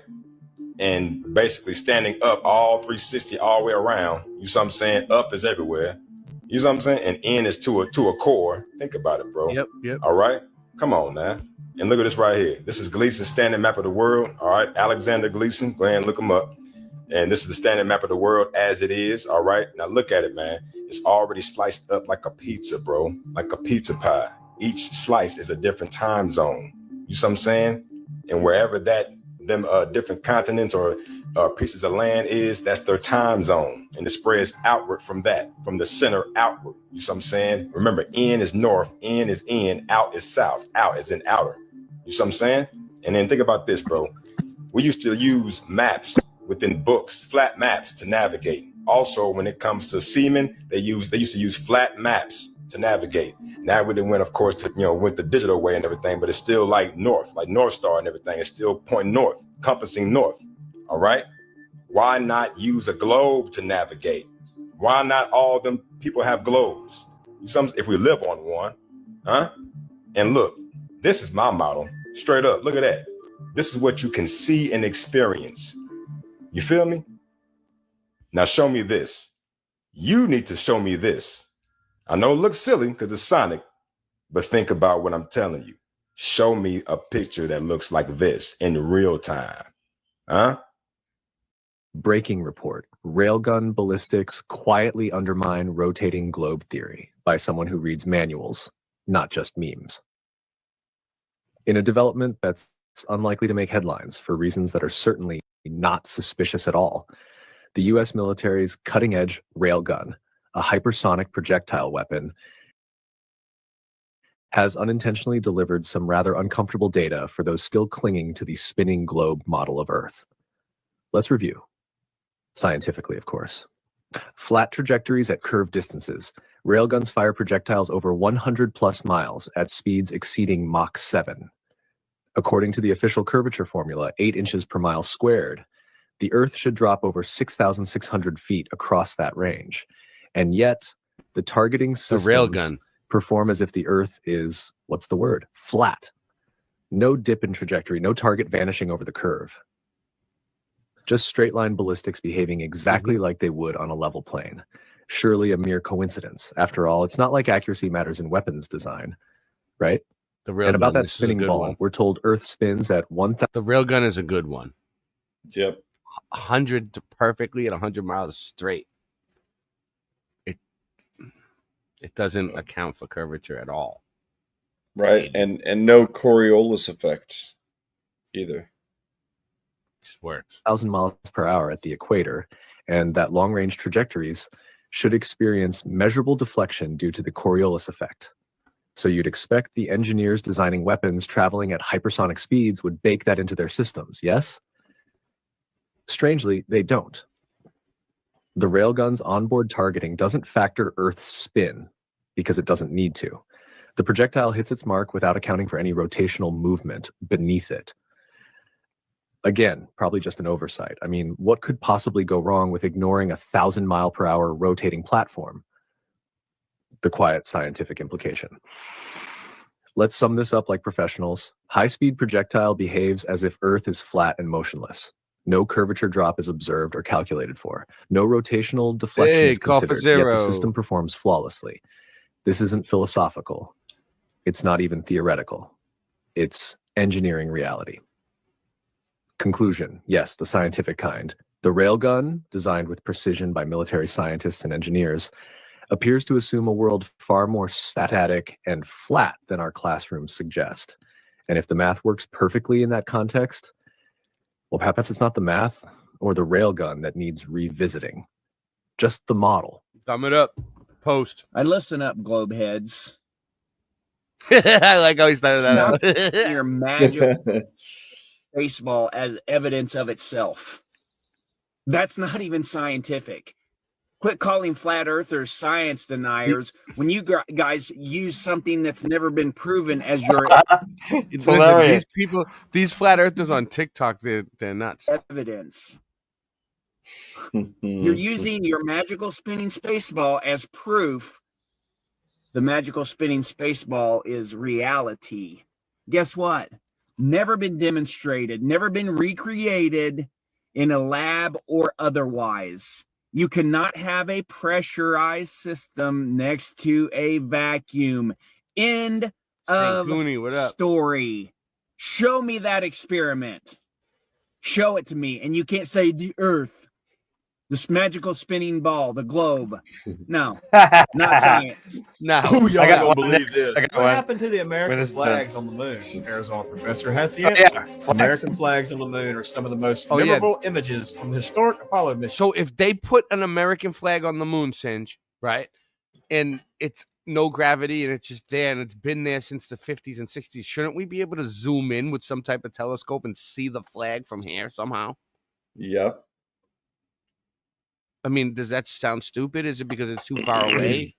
But what has become of the 6 American flags It should planted still be by there. astronauts? Cameras attached to You should be able to zoom in on that little car. 5 of the 6 flags left by astronauts. Well, how about for the this? Apollo. If it was too far away for us to like look through a telescope or something, couldn't they take a picture of it, like a video, like live, like from one of their telescopes and show us something real and show us that the flag is still there? I don't know. I don't think I'd believe anything they'd show me anymore. Unbelievable. Right. Like India's moon landing. Well, I mean, like they've never That one. shown us the Earth in real time as a globe, like from like a video from outside, like showing boats sailing upside down, you know, at the bottom. In Zoom in like oceans, that, yeah, yeah. like oceans stuck to it, like at the bottom while it's spinning, with like cities and buildings upside down and like airplanes flying upside down and shit like that, and like zoom in on the city and show us like people actually walking around upside down and shit. I don't know how you. I mean, The closest thing they have is the one from the Chinese satellite, but it just shows like the ball, you know, but it's obviously CGI. oh yeah, it's fake. Yeah, I mean, it's Study photos definitely taken some different sort times of a day to see the artist shadows rendering. around the flagpoles. It's doubtful if any stripes are still visible though. After 50-ish years of UV, hot cold cycles, and micrometeorite bombardment, he said. The photos don't show the flags up close for a couple reasons. The cameras can't resolve details that small. The flags also hang vertically, making them even smaller target to photograph. So this is what we got right here. This is where the flag is, right? Unfortunately, there's no telescope on Earth powerful enough to spot any of the objects that have been left behind. Not even the Hubble could see what's left on the moon. It's designed to collect faint light of galaxies and nebulas, not objects on the moon. So it can't get a flag on the moon, but yet it can get pictures like this right here. Come on, man.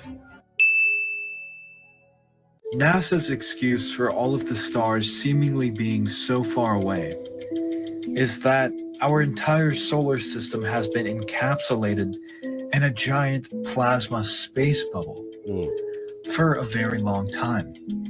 And our solar system is right in the center of this giant plasma bubble. And this may also be the reason that it just appears that when you're looking at the stars, it looks like the stars are like oscillating in water, like you're looking through water. Well, I asked ChatGPT some stuff about the bubble. The bubble is about 1,000 light years wide, and we are inside of this little bubble. I'm at a loss for words here. This is partly why the stars seem so far apart. because the local bubble contributes to a lower density of stars, gas, and dust in our immediate neighborhood. But the average distance, blah, blah, blah, all these light years, that doesn't even make sense. So the emptiness you perceive is because space is vast by nature. But it's not empty. Look up at the night sky. It is full of life, of stars twinkling and changing shapes and colors. And everything seeming so uniform, almost like sacred geometry. Weird. Hi, excuse my appearance. I just wanted to do something here and I didn't care if I'm wearing a house coat. Yeah, I still call it a house coat. Anyway, it is 7:34 according to my stove clock in Manitoba, Canada. I'm about 20 minutes from the American border. So basically kind of smack dab in the center of Canada from east to west and very close to the US border. I always say Manitoba is the flattest part of Canada, and actually I looked it up the other day. Google confirmed it. In my opinion, on a globe, there should be no flattest part of anywhere. This is a globe here. Now, let me tell you something really interesting. It is currently 10:30 a.m. Hey, what July up, the Mr. 1st in Melbourne, Australia. Now, here we have Bubble Bobble. see here. This here is Great North game. America. Let me see, where am I? If I can even find it here. Manitoba. So I'm right about here. Now I'm gonna spin this baby around. The sun is still pretty high in the sky. It stays bright till about between 10 and 11, or at least we have daylight left. So I'm gonna turn this here. And now as you're gonna notice, down here is Australia. It's 10:30 in the morning there. They've had their sunrise 3 hours ago. Now, please tell me how this works, that in the center of Canada, on this globe, over here, we still have lots of daylight left. Another, 2 hours till the sun sets, and then another, an hour to hour and a half of daylight left. And then over here is Australia and Melbourne, which is kind of like the closest, because I don't know if you can see that, but anyway, so right around there, which is like this way, is back here to where I live, like on the other side. They call it the land down under, do they not? Now, they have had 3 hours since their sun has risen there. And I know sunrise is a relative term because the sun doesn't really rise.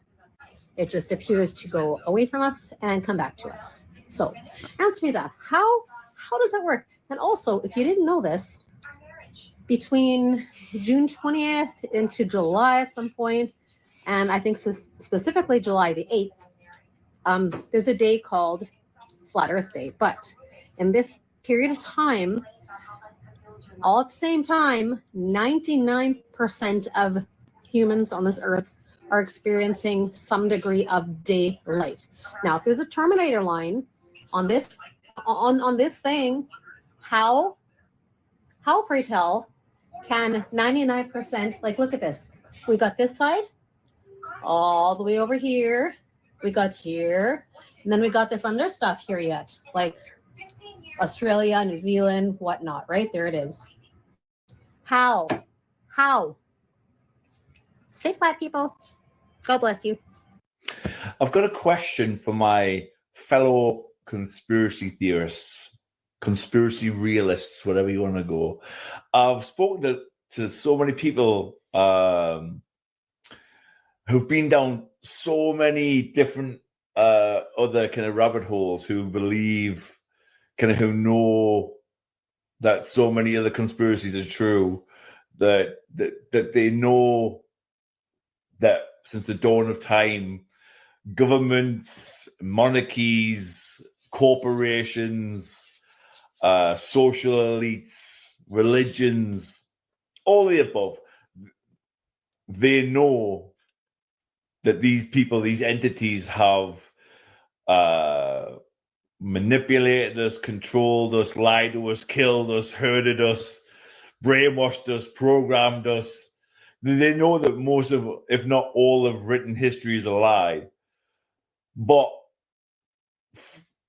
And they believe in so many other conspiracy theories, but flat Earth is just that step too far. I don't get it. Like you know that like I just said, all these elites and religions and corporations, governments and secret societies have lied to us about everything. That most of written history is a lie, but on this one particular topic of flat Earth, that's backwards. Flat lives matter.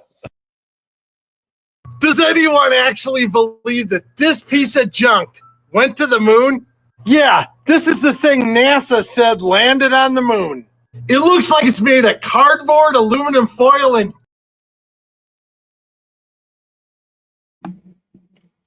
What happened? That was funny. You didn't like that guy? Where'd it go? No. I was trying to. He's funny. I was trying to share something else, but it didn't go.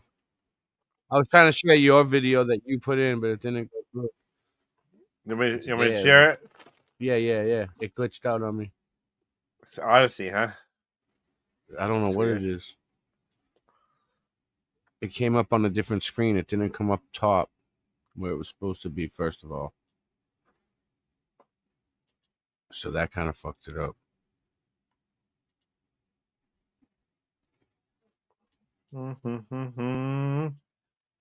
Does anyone actually believe that this piece of junk Guy with the cheese went on to his the head.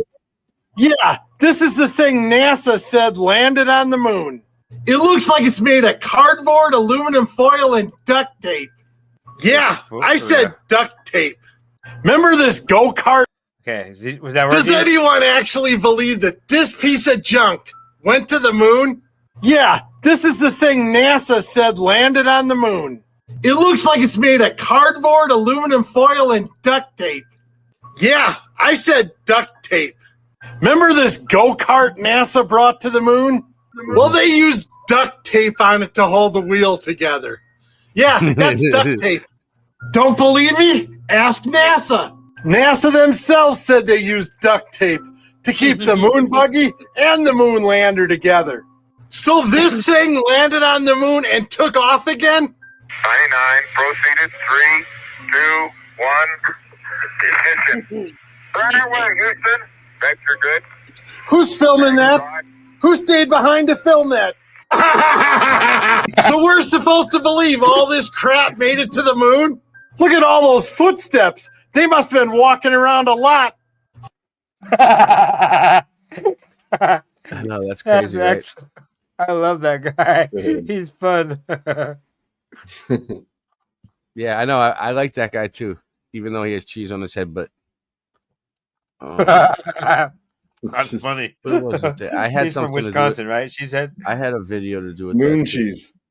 Oh, even better. You're right. Moon cheese. See. Well, oh yeah, here it is. He's smoking the moon cheese. So this was a I love it. Straight up, just is that it's so laughable that this normal guy can tell you the first extract. It's like if you can't see that, there's nothing we could talk about. I guess we could talk about the latest movies that come out or politics.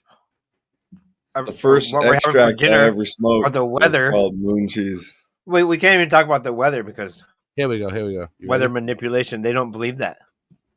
You can point it out to them as it's happening. They oh, it's normal. Here it is. Right. They don't even know. Crazy. I love living in this time. It's the greatest time to be alive ever. So great. It's insane. Okay, class, today we will be looking at the proudest moment in American history, the Apollo 11 moon landing. Here we can see Neil Armstrong taking that historic first step and becoming the first man to walk on the moon. Yes, Timmy? Who shot that? What? Who shot that footage? What do you mean? Well, if Neil Armstrong was the first man on the moon, then who's holding the camera? That's one small step for man, one giant leap for mankind. Well, Who's out there with the camera? Nope. I know. You know what I mean? The camera was there first, right? On the camera crew landed first. A tripod or no? It's not. I'm gonna get mad at the kid. That's good. That's better than getting mad at the kid. Hey, Mr. Teacherson, what can I do for you? Who shot the moon landing? Neil Armstrong. No, he was in it. I mean, who's holding the camera? Wait a minute, I know this. It was. I have no idea. Yeah. What? I know. Hang on a second. Whoa. Hey, Mr. Mayor. Who shot the moon landing? Buzz Aldrin. No, he was in the ship. It was great. Really? Wait, hold on one second.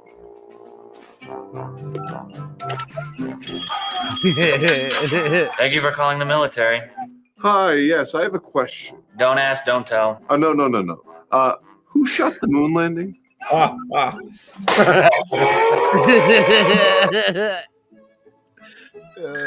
good. That's good. Obama residence. Yes, Mr. President. Who shot the moon landing? Who's asking that? Some kid from PS 139. Hold on.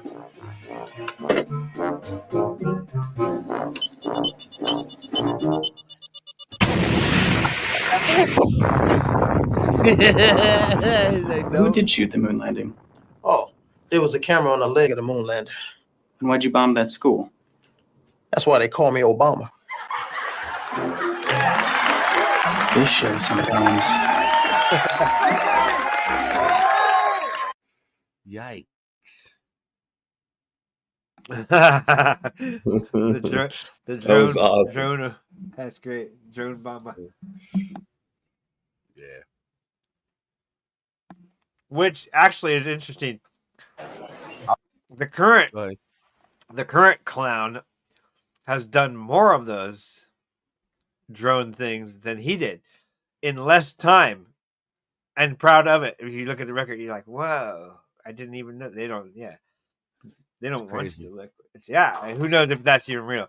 But the numbers are higher. It's pretty interesting.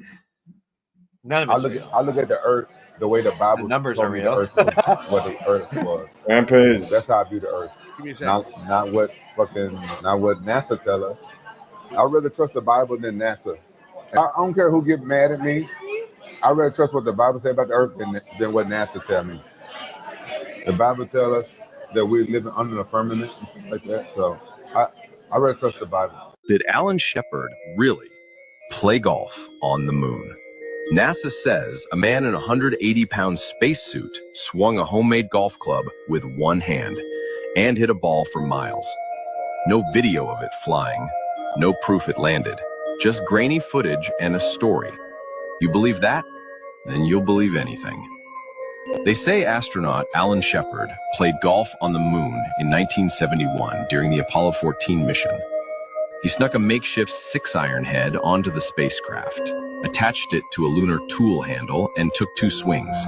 One that shanked, and another that, according to Shepard, went miles and miles and miles. Sounds impressive, until you stop and actually think about it. Let's break this down. Shepard was wearing a full Apollo spacesuit. That thing weighed over 180 pounds, without life support. It was so bulky, astronauts could barely bend their arms, let alone take a clean golf swing. Yet we're meant to believe he managed a precise enough motion to launch a ball hundreds of yards with one hand? Because yes, according to NASA, he could only swing one-handed due to the rigidity of the suit, and still hit it that far. No atmosphere means no air resistance, sure, but it also means no spin, no lift, no control. And gravity might be 1/6 of Earth's, but physics is still physics. A lazy one-handed swing in a stiff suit, using a tool with a golf club head jammed on the end, that's not sending anything miles and miles. Not unless you were on, I don't know, say Earth? And let's talk about the footage. It's jerky, grainy, and laughable. No real tracking of the ball. just a distant figure swinging something. Yeah, that's the whole crazy thing about the moon landing. It's like people from, 1969, they've seen it on TV. But this is what they've seen on TV. Yep. So like if you talk to them like, oh, I know it was real because we've seen it on TV. It was real. Exactly. But like it was shit. You never actually see the ball fly or land. You're just told it happened. I think more people just think it was real because it was on TV and they don't actually go back and watch the footage themselves and really look at it. Really look at it. They didn't even show actual footage. They had the news companies point their cameras at a projector screen or something along those lines. And it's funny that a lot of people, old timers and stuff, you ask them like, why do they believe in the moon landing? And a lot of times they'll say, well, they hit that golf ball on the moon. And it's like, damn, really? Yeah. It's like sometimes they'll cite the golf ball as their reason for believing in it. It's just hilarious. Yeah. And like everything else with Apollo, you're expected to just believe. Here's the reality. You wouldn't waste precious oxygen and mission time on a golf trick. You wouldn't risk lunar dust being kicked up and damaging equipment. You wouldn't even bring something like that on board unless it was part of the show. And it was a show. A well-rehearsed, highly televised moment designed to make space travel look casual, friendly, fun. Golf on the moon? More like Hollywood on the soundstage. It was just the anniversary of the moon landing, just like it's our 10-year anniversary tonight. Miles and miles and miles, right? If they're not gatekeeping something down there, I don't know what this is. An amateur pilot just flew over Antarctica and is now being detained against his will. His name? All right, yeah, we just saw that. Boom, check this out. But romanticized nostalgia is not the main reason that people cling so tenaciously, often even angrily, to what is essentially the adult version of Santa Claus, the Easter Bunny, and the Tooth Fairy. What primarily motivates them is fear. But it is not the lie itself that scares people. It is what the lie says about the world around us and how it really functions. For if NASA was able to pull off such an outrageous hoax before the entire world and then keep that lie in place for 4 decades, what does that say about the control of the information we receive? What does that say about the media and the scientific community and the educational community and all the other institutions we depend on to tell us the truth? What does that say about the very nature of the world we live in? This is what scares the hell out of people and prevents them from even considering the possibility that they could have been so thoroughly duped. It's not being lied to about the moon landings that people have a problem with. It is the realization that comes with that revelation. If they could lie about that, they could lie about anything. Dave McGowan, wagging the moon doggy. Thank you, everyone, for allowing me to speak today on the phony moon landings and space fakery. Now, I've put out quite a few videos on the moon landings hoax and space fakery, presenting a myriad of proofs, even seeing that we've been lied to about pretty much everything related to space. If you are on the fence, I hope that I may present enough evidence here today that you'll go out and conduct your own investigation. Let's see if it'll share this. Oh, where'd it go? We'll check that out too. Let's see, is it coming up? Yeah.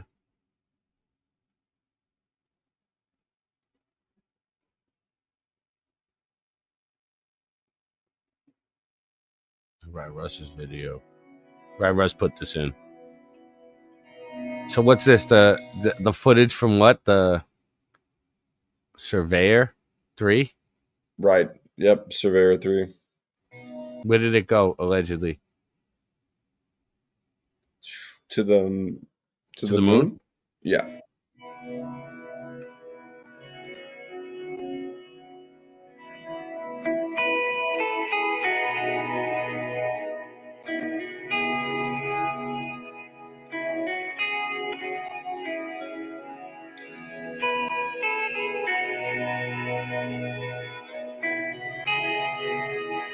So I wanted to show this right here. What they did was they made the music off. Yeah, go ahead.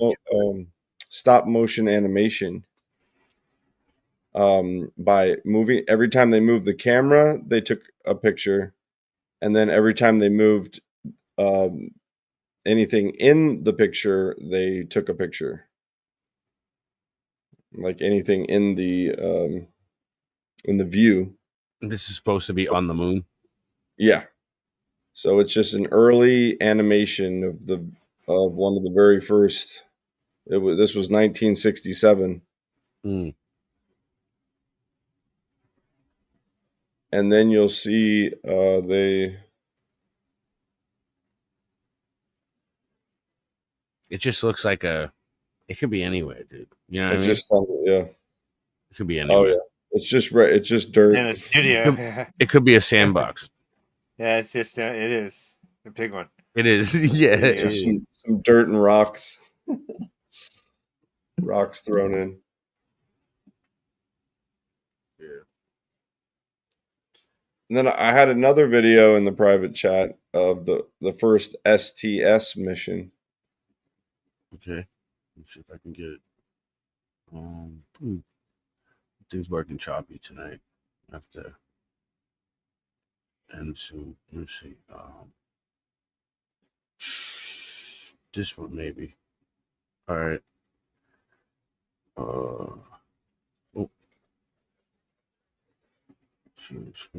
Space Shuttle STS, right? Yeah. This is a cartoon, bro. Yeah, This is just a funny. cartoon, bro. It's all stop motion animations and zero G airplane.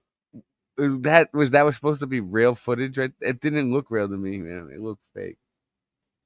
Just the way that it must have been an old camera, though. Go, hold on. Sound. That was one of these bureaucrats told me that it had to be a small flag to balance the space shuttle program, and I pointed out to him that the United States was bigger than the space shuttle program. This shows us in the It's kind of low. traditional band had been carrying Apollo crews out that we rode out and going into the white room of the vehicle. Everybody had to wear those little masks. I got the volume up all the way. Weeks there so that Old. we wouldn't contaminate them or something. They found that nobody at the Cape got sick from us being around them. This is shutting up the hatch just prior to launch, and that the John said it gets kind of lonely out there. This is high-speed ignition of the three main engines. The vibration in the cockpit was very low at this time after the engines light off. The instruments just a little blurred, but you could read every one of them. Look at those babies come up to speed. None of this proves anything. Shows how the vehicle moves back and forth there. Oh, have you seen the Rastafarian moon landing? No. What do you mean? Me either. I'm waiting for that one. Just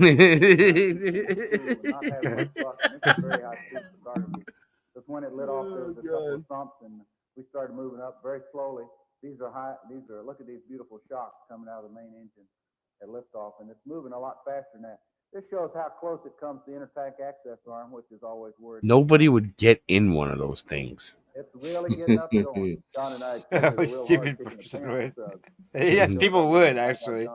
You can get all kinds of people to get in there. That's crazy.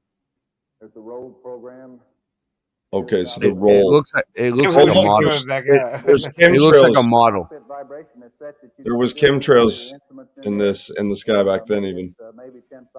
Oh yeah, nice. Oh yeah, there you go. So the reason it has to roll is because there's the chemtrails. The reason it has to roll like that is because we think now that the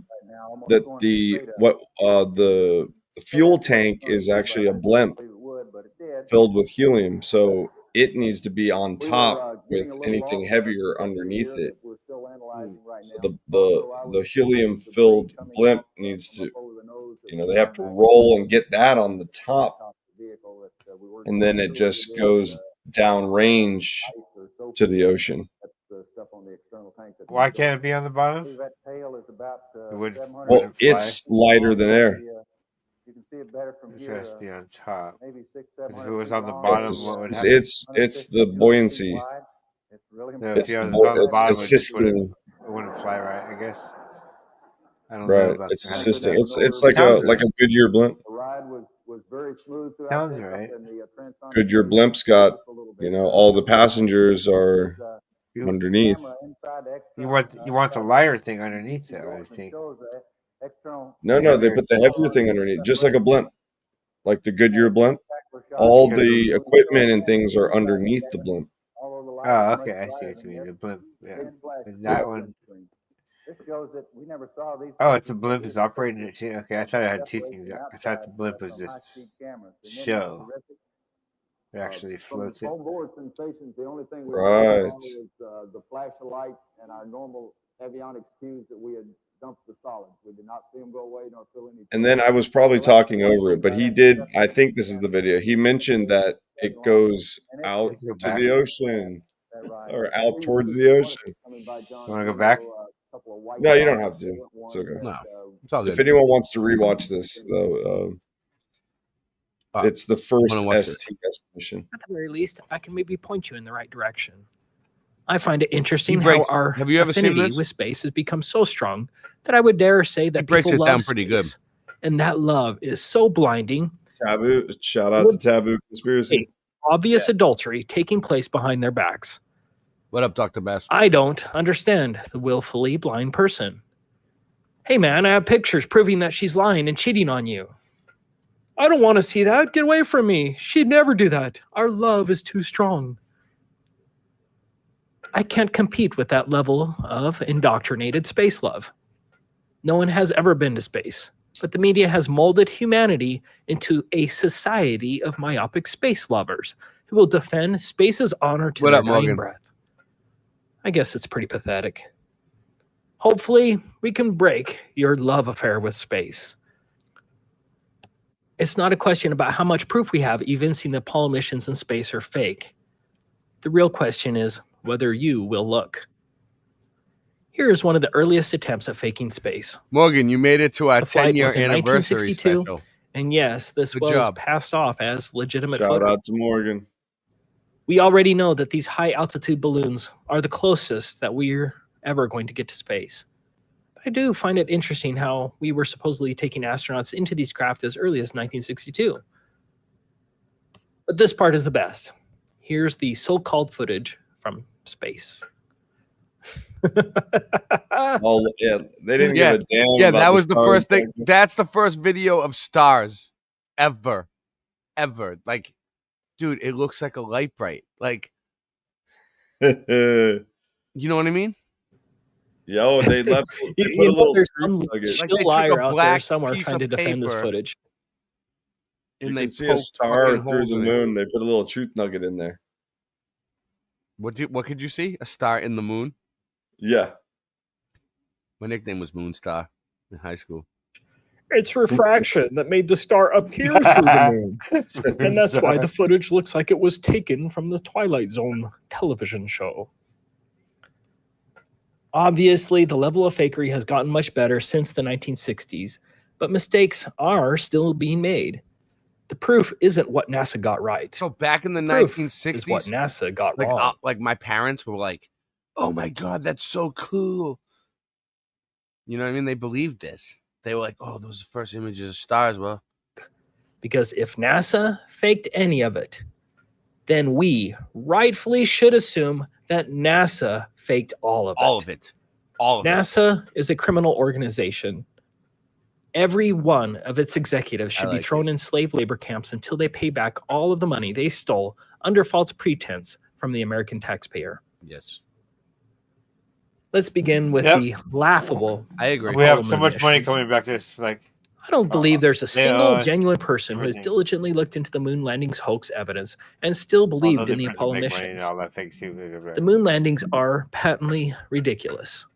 You just need to be able to set aside your indoctrination and spend some time researching it with a skeptical but open mind. For goodness sakes, the last time man was allegedly on the moon was December 14th, 1972. It has been nearly 47 years since man was supposedly on the moon using only 1960s technology, which astronaut Donald Pettit says NASA destroyed. I'd go to the moon in a nanosecond. The problem is we don't have the technology to do that anymore. We used to, but we destroyed that technology, and it's a painful process to build it back. Certain idea. That fact alone says they lied and shifts the burden of proof to NASA. There is no plausible excuse.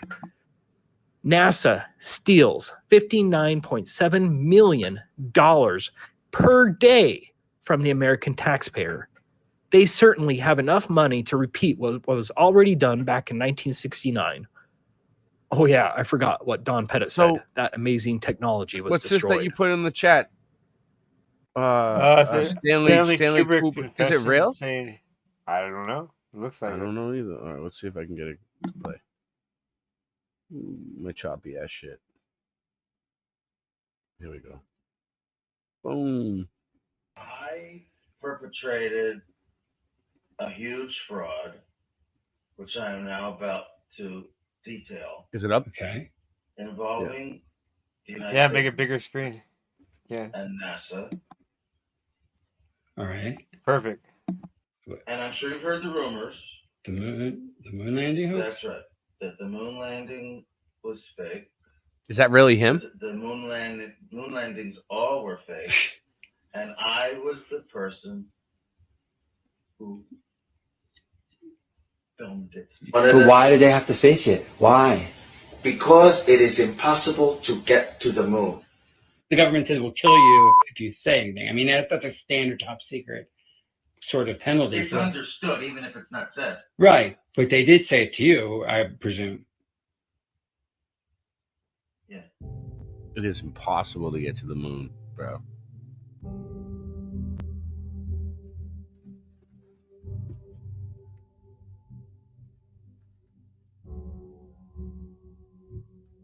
Yep. Stage lights. Is that stage lights? Looks pretty real. It looks pretty real.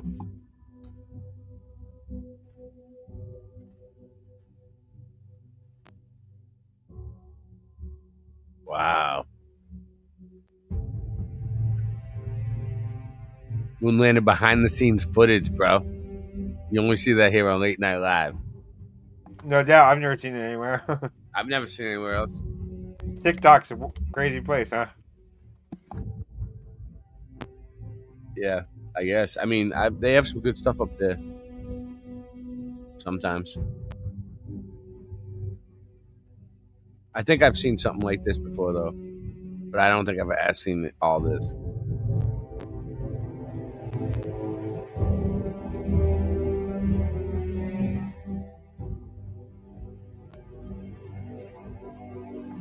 So how many years today? 2 years? 3 years? 3 years what? 10 years. Doing the show, you said? 10 years. Red Mob? No, it's 10 years. We started the show 10 years today. Okay, 10 years ago. So this is our 10-year anniversary show tonight. Okay, that works. Yes. Oh shit. So all right, we can rant and rave about the moon landings all night, but I kind of want to cover this a little bit. So Ozzy Osbourne died, and Hulk Hogan died. Yeah, it's kind of suspicious, huh? They're both from the same era, totally. All right, let's see what Russia let's see what Russia Vids has to say. The latest breaking news: because here you go. Passed away today, and very suspicious with his last concert not too long ago, literally days ago. That out of nowhere supposedly passes away. Just like all these big name celebrities over the years, it's always out of nowhere for shock value. And I'm going to definitely break down Ozzy Osbourne with this video presentation. He would have never made it big as he did for all the decades if he didn't sell out long ago. And towards the end of this video presentation, I'm going to touch upon this particular video that I played 10 years ago. So back in February 2015 with Ozzy Osbourne and the very first version of Mama, I'm Coming Home. Give me a second. And all the 9/11 symbolism. This video has been completely scrubbed off the internet. I have the full video. I can't play it here due to copyright restrictions, but nonetheless, there's so much symbolism in this video. For those that follow my channel over the years, they'll remember me playing this video again 10 years ago. And most everybody knows about the second version, which many don't know. There was the first version.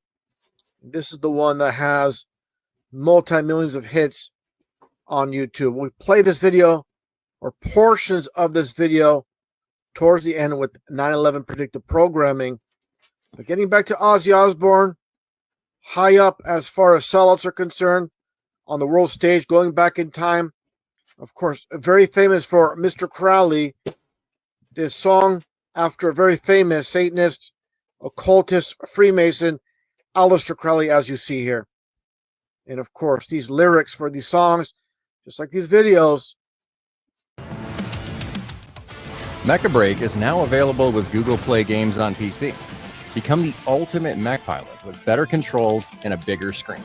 Join our rewards program and earn play points for every purchase. Download Google Play Games today. This hour brought to you by Google Play Games. Turn your ideas into video with AI. Man. Add your branding, customize your subtitles, and resize for any Hold on, I platform get it. instantly. They are produced for these individuals. They don't have the ability, the power to call their own shots. They're just puppets on a string. That's how videos like this happen. Okay, let's take a look here. And again, Ozzy Osbourne being nothing more than a sellout. Take a look here. Ozzy hitchhiking to hell. I mean, give me a break. Look here, more imagery. Ozzy Osbourne with Jesus Christ doing the devil horns on the left-handed path. Mm-hmm. The one-eye symbolism with this album cover, undercover.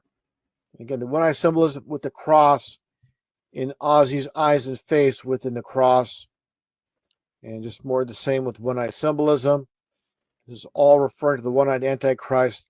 They love that one-eye symbolism, as I've heard out many times in the past. Hey, what up? More of the same here. Again, the mockery with the cross. Ozzy Dreamer. One-eye symbolism and almost like a pyramid with the hand position. And this album cover as well. Doing the sign of silence, very Masonic. And this is a reference through speaking through symbolism.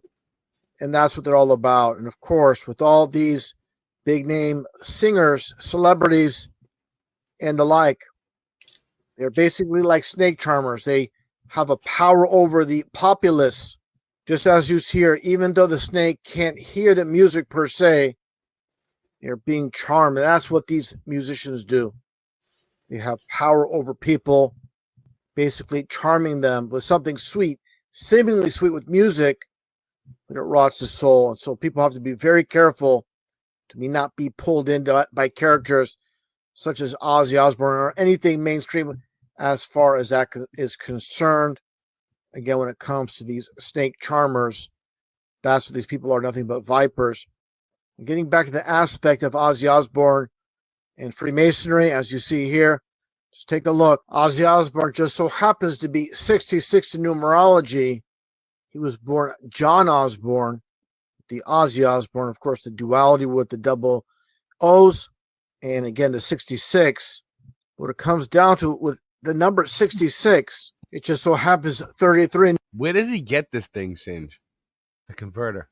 Where can you get one? Yeah, you can find Is it it online? Is it online? You can make it out Yeah. of JavaScript.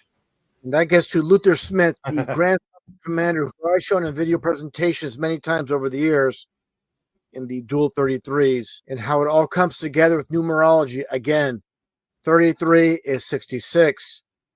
Now, for anybody that might have questions regarding the connection, once again, with Ozzy Osbourne and Freemasonry, we're going to make it very clear. Look at this news story. For those that remember, I covered this back in 2016, the supposed divorce of Ozzy Osbourne and Sharon Osbourne after 33 years.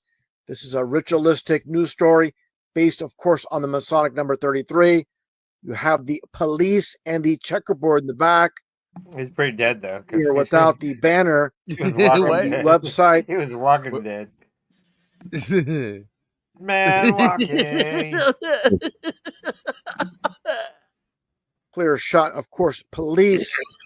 And you have the checkerboard once again, all about masonry, of course. Here's a Masonic Lodge with the checkerboard, the black and white tiles. Of course, for those that have followed my channel, they'll know this. Police in numerology is 33. So when it comes down to it, you have your dual 33s with police and, of course, the 33-year and American. Very important to understand there are hidden 33s in plain sight, and definitely the case here with police and 33 once again for the dual 33s. And that gets back to Ozzy Osbourne. Take a look here at this very Masonic pose and look at the arm, how it's angled here. They do everything for a reason. It's not by chance or coincidence Ozzy is doing this hand pose. And what is this all about? Take a look here when it comes to the Masonic square and compass. And basically, you're looking at the square, not the compass itself, but the square. When you turn it sideways, it's like an L. Here's a better example for those that can't visualize it so well when it comes to signs and symbols and Lucasfilm. In this case, Lucas Arts with his video game productions. And you have the same concept of the Masonic square in plain sight, just like Ozzy's arm. Just more on the symbolism with Lucas Arts. You see the golden man, and it looks like his arm stretched out. It looks like sun rays, but this is duality taking place here. It's two symbolisms in one. You have the arm stretched out with the sun symbolism, but this is also an eye. So you have to look a little deeper, think a little deeper, and understand symbolism. There's hidden things in plain sight that a lot of people miss. Color coded as well with the purple and gold, and the L, of course, for Lucas. But again, the double symbolism. You have the L, but also this is the square when it comes to Freemasonry. And that gets back to Ozzy Osbourne. What I mentioned in the very beginning of this video presentation. At the time, this is again 2015, 10 years ago. Bringing it back There's full some circle. information out there on the internet, but now it's completely been scrubbed. But this is the information I obtained way back when. Basically, the release date was October 19th, 1991 regarding this video. And I can't go again, on. the numbers game. October. I'm like, of course, blown for those away that that follow he's my dead. channel I know can't this. believe it. October's 30th. Oh, yeah. Now, I can't believe it. I mean, now, he was so full of life, and he's such a good person. And no, I mean, now Jack Black is singing his song, Mr. Crowley. Did you know that? Jack Black did it when? Just recently. Jack Black sang the song Mr. Crowley. Yeah, I'm not surprised he's dead. He's That guy was, acting I like saw he's him in concert. Ozzy.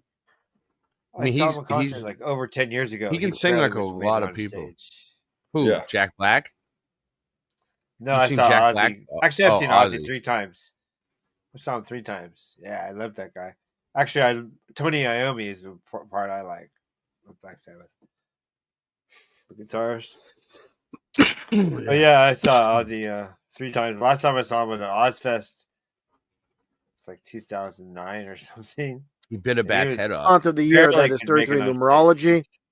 When you flip things around, flip things over with the date, again, October 19th, 1991, you flip it around upside down, you get 3 6s. And the entire concept of turning things upside down, this is from the Bible. What's up? What's up? Ozzy threw a bucket of water right on me directly. What was that? So you were baptized by Ozzy Oh, yeah, I was Osbourne? baptized by Ozzy. Wow. They bro. open. Okay. Metallica opened for Ozzy. That's how old It it was was. the bucket that they used to wash the bats. Yeah, probably. No, Metallica was opening for Ozzy, so it was before Metallica was even big. It was I forget which tour. I have to look it up. It was 92, from Psalm 146:9, which states here, part of it, the way of the wicked he turns upside down.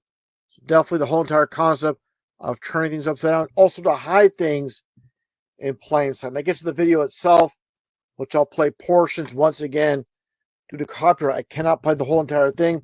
Let's get right to it as far as what we can show. And definitely this is predictive programming. And take a look at what we have here.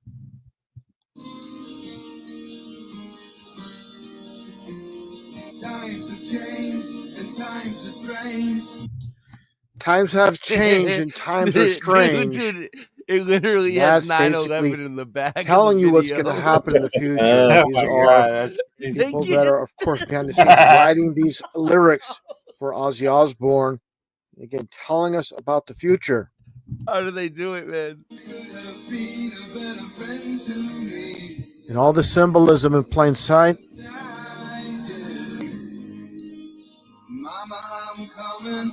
None of us noticed this when this video came out that they were gonna do this. No. Everyone's like, cool video. What about the Super Tramp? We've been told us before that. And towards the end of the video, you see the clock. As I scroll over, you'll see it here. It plays more towards the middle as well. They tried to tell us. Get to that point here. Nobody got the memo. And there you see the clock. Let me back up just a tad here. Again, you're going to see that clock. It's just a matter of time. That's when they love to show the clock with the whole entire presentation here, with all the symbolism, which all run past. There you see the towers in the back with the guitar flying through. And kind of an interesting point here. I remember, again, back in 2015 when I put out this video, February 2015, somebody claimed, this is Barack Obama, give me a break. But hey, you never know. And let's scroll around here a little bit. At the start of the video itself, take a little peek since we can't play the actual music video. There's the towers once again. And there's the plane and all the imagery. I mentioned before with the umbrella symbolism, like the dome symbolism, of course. In front of the tower, you have the dome symbolism. Just like I showed in a video from many years ago with Michael Jackson and this one particular album released back in 1997. Clearly, there is the dome symbolism. Let's get a little bit of a close-up. Basically, what's happening here is you only see one single building. Let's get a better close-up here. Again, there's your dome symbolism with the pyramid building, just like I showed here, but with the towers removed, just like you see here with the Michael Jackson 1997 album cover, the one tower, and this is what you're going to see here. Basically, they're telling you what's going to happen in the future. There's going to be a single tower, pyramid, pyramid, dome, dome, and again, obviously the single building. So this is, again, predictive programming. If people have any doubts whatsoever, take a look here at the arm position. Of course, this is a depiction of Michael Jackson, not actually him, an artist rendition in the arms position exactly at 9 and 11. So, again, not to veer off too far off Ozzy Osbourne's video, but I want to show this as well, just for the sake of it, so people don't think when I'm showing the Ozzy Osbourne predictive programming in plain sight with his video, it's not just some amazing coincidence.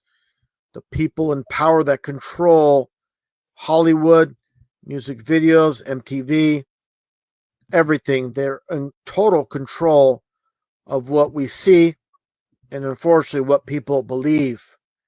And that gets back once again to the video. A Shot in the Dark. Again, that was a the good clock. album. I think I might have seen a Shot in the Dark. Before the controllers of time, So called time, if you believe in time itself. Again, taking a look at the video itself, I'm going to scroll around here, and this is blatant predictive programming. Again, not to be repetitive, but this video is completely scrubbed off the net. All information regarding it is nowhere to be found. And Ozzy Osbourne, which this video is all about, he's headlined, obviously, with himself in the video, the Black Crow symbolism as well. There's a lot taking place. Again, the umbrella and so much more. There you see him on a chair on fire. The cross symbolism, the key symbolism. There's so much going how on they here. do that. They scrub it off the internet. And again, It's you gone. saw this here as well. Back Ozzy Osbourne's gone. Up here with the one eye symbolism as well. I mean, that's all they're about is symbolism. And the fire, and again, the clock. I mean, everything is in plain sight. And let's take a look here as well. Like the windows of time. Transparency is pretty blatant, pretty obvious of what we see with this music video. And again, with Ozzy Osbourne. And at the very end, he's multiple Ozzy Osbournes walking in a row. And they show Ozzy Osbourne holding a pig and playing the guitar. All right, so yeah, it was shot in the dark, I'm pretty sure. Producers, this plugin helps you. Still good music. Check it out. The bass lines and the drums are really. Hulk Hogan supposedly has passed away at the age of 71. There we go. And many people know that I'm a wrestling fan going back to the 80s. Been to many live events. Actually met Hulk Hogan a couple times. Once back in 1987 in South San Francisco. And again in Millbrae, California in 1997. Don't forget your vitamins, brother. After the Super Bowl pay-per-view that WCW held at the Cal Palace in San Francisco. Now, getting on topic with Hulk Hogan, and as I covered my latest video, Ozzy Osbourne, and of course, more recently as well, Malcolm Jamal Warner. And as always, they pass in threes. That number 3 is always involved. And how does this happen? I don't believe they pass in threes. I believe they are removed from the world stage in threes. They're removed from the world stage in threes. What do you think about that? So, it's a good theory. 3 in this one? There's always pretty good. Pretty good. Suspicious circumstances surrounding the passings. Just as you see here with close friend Jimmy Hart. Of course, anybody that follows wrestling will know. Very famous manager in pro wrestling for many decades and very close friend of Hulk Hogan, dispelling the rumors regarding Hulk Hogan's health just 24 hours prior to the so-called passing. Let's take a look here at this news article from just a day prior to Hulk Hogan supposedly passing. And of course, you see Jimmy Hart next to Hulk Hogan. Let's scroll down and see what we find here. What Jimmy Hart has to say about Hogan just a day prior. Here you have it. And Jimmy Hart states on his X account, also known as Twitter, Hulk is doing great, doing phenomenal. Last night at karaoke with Nick, of course, that's Hulk Hogan's son. All right. Good one, Dr. Bass. Wisdom, understanding what a human being is and what life is for. We really have hit rock bottom. And as a result, you can see that people are extremely unhappy, anxious, suicidal. I mean, the young have been left without anything to encourage them except more technical information. This is awful. It's a tragedy. And unless we're able to do something very soon, this civilization will collapse.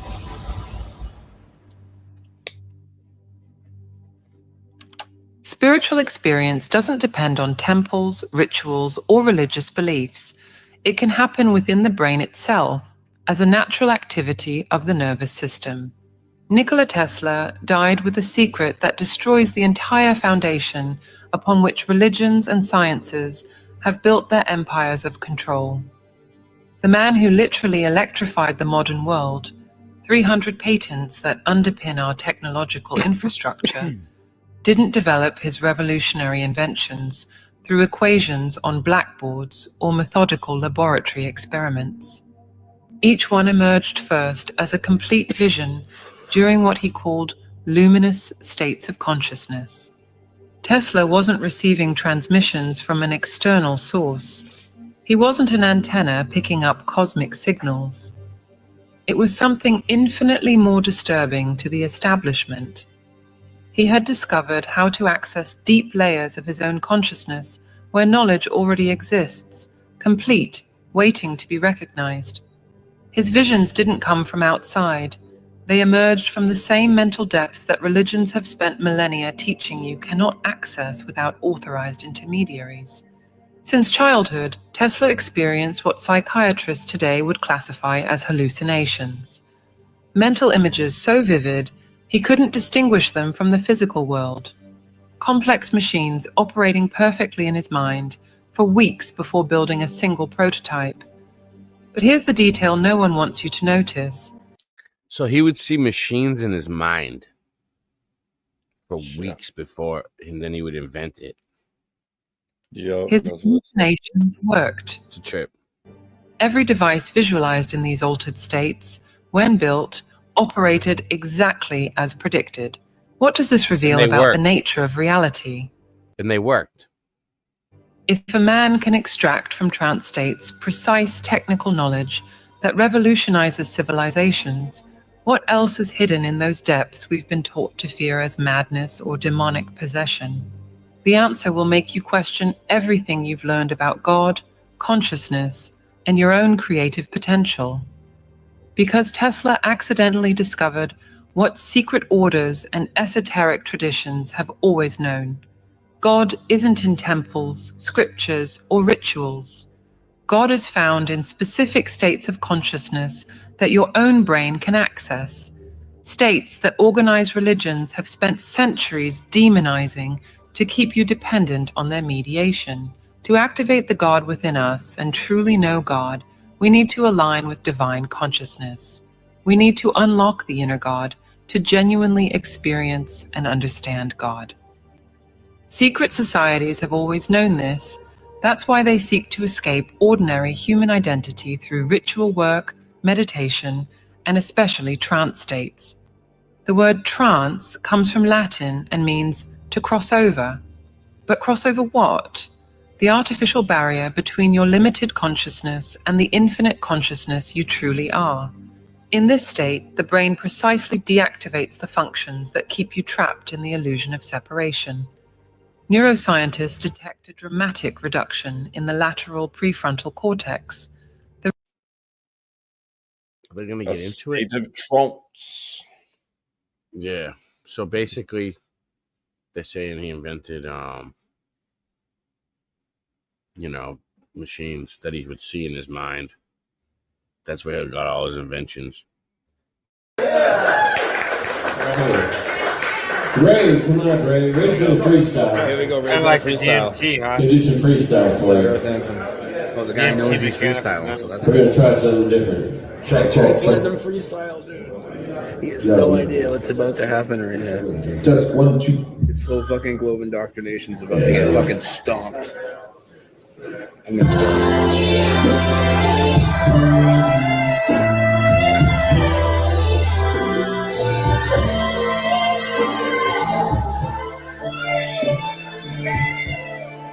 Yo, this goes on out there. We just hands up. Get your hands up. Yeah, boy. Come on, we're the best, baby. Earth is flat. What you gonna do about it? Earth is flat. What you gonna do? Earth is flat. Now what you gonna do? Earth is flat. What you think you're gonna do about it? What you think you're gonna do about it? What you think you're gonna do about it? It's like, what the fuck did I just get myself into? Look at his face. He's like, what? The earth is flat. What you gonna do about it? I thought you knew about it. What you rather do about it? We're the center. The sun and moon moves around us like a clock. Yeah, Ray. Moving target. Yes. I'm not to get along with you. Just take a vomit. Do you serve up any context? You start a concert. You want a constellation for it? It makes me vomit. We never do get my comments. I know you want it. Just leave another useless comment in the morning. NASA lost it. NASA lost it. I think the DJ is triggered. NASA lost it. Look at Christian trying to do hip hop. What you gonna do about it? The earth's flat. Now what you gonna do about it? The earth is flat. Now what you gonna do about it? The earth is flat. Now tell me what you think you're gonna do about it. Tell me what you think you're gonna do about it. Now tell me what you think you're gonna do about it. People like it. Now tell me what you think you're gonna do about it. Here is that, and there is a bunch of us who's always munching on a bunch of stuff around us because you think we're cute, then why not cuddle up with us? I know it's flat. Why you think that's a fuss? My supper was the fucking best, that's just because the earth is flat. It hit me like an uppercut to the nuts. Earth's flat, and there's nothing you can do. The earth is flat, and there's nothing you can do. There's a Russian with the crew under the pressure for their food. The earth is flat, and there's nothing you can do. There's a Russian with the crew under the pressure after their food. What you gonna do about it? The earth is flat, what you gonna do about it? The earth is flat, now what you gonna do about it? The earth is flat, now what you gonna do about it? The earth is flat, now tell me what you think you're gonna do about it. What you gonna do about it? Now what you gonna do about it? Asteroids and asteroids too. We got asteroids, asteroids and asteroids too. We got asteroids and asteroids and asteroids too. Asteroids, asteroids and asteroids too. What you gonna do about it? What you gonna do? What you gonna do about it? Earth is flat. Now tell me what you think you're gonna do about it. Tell me what you think we're gonna do about it. Now tell me what you think you're gonna do about it. Now tell me what you think you're gonna do about it.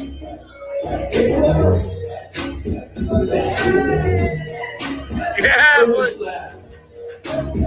we're not spinning. They like it. People know what's up, dude. I think they know. Then they've seen us around. They were probably out last night. Nobody's like, get these fuckers off the stage. Everybody loves it. They're probably all flat earthers. Yeah, we love it. We love the creativity. Thank you, you're Yeah, dude, that was cool. And dude, everybody's clapping. I know there's not a ton of people here. Everybody's clapping though. Like nobody's like, get these fucking guys out of here. No. Hey, you killed it, dude. That was good, right dude. on beat, right? Dude, that was really good, dude. Yeah. Dave, what's next? I don't know. Killed it. Rasta Bear, you made it to our 10-year anniversary special. How you doing? What up? What up? It was our 10-year anniversary Rasta. tonight. 10 years ago tonight, we started the show. 10 years. That Man, seems like those 10 years went by so fast. that's gone by so quick. That's fast. Felt like 5. Yeah, it's great. Rasta. It felt like 5. So how you been, Rasta? I've been good. You made it I've back. been just staying dedicated to the cause, working hard and playing hard. Spending a lot of time at the river. There's a big tsunami on the way out here right now. It could hit us any second. Hey. Yeah. Yeah. But that's all right. Tsunami is going to hit you? Yeah, did you not hear about the big earthquake that hit? Yeah, I did a little while ago, right? It was an 8.8. Yeah, there's 8.8. There's tsunami warning in Hawaii and the whole West Coast right now. Yeah, Santa Cruz was okay. Right so now. I was in Santa Cruz when a tsunami hit before. You were? Which, see, I think that Tsunami hit in Jamaica. He was in I Santa think, Cruz or when something one like that. hit.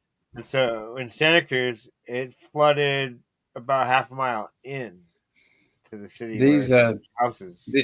These tsunamis, I think they really prove the flat Earth, because there's no way a tsunami could travel all the way across the ocean, in a you know, and that energy could transfer like that if it was on a ball. It just it doesn't make sense. I mean, you know, yes, because it's a locked atmosphere. The atmosphere, you don't understand. The atmosphere locks with the turning. You don't understand it really. You look at the wave pools and even these seismic laboratories where they test the tsunamis. They're all in flat pools, and so you know they're not in curved pools. It's a proof. That's the proof. Yeah. But yeah, that's crazy. about, you know, all that I've known.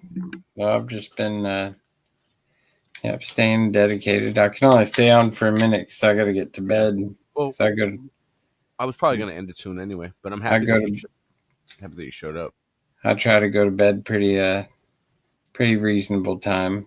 Yeah, me too. I don't stay up all night anymore like I used to, but we came on early. We've been going for 3 hours and 25. Yeah, that's pretty Pretty good. noble. I don't need to go on for like 8 hours a night. We'll come back with something better. But basically what we needed to do was I had to pay $50 for StreamYard. We had to get the stream up running and get everything going again. Singeman is making a new intro. It's almost done. I've seen a lot of it. It's very good. And we're revamping the show, bringing the show back. We're going to come back consistently, not just like once a month or like what we've been doing now. Kind of took a break for a little while, but what's the deal with you guys and Sandy? No, is it? I'm just so Hebrew asked me to come on, right, for a flat Earth debate or something, a discussion on flat Earth.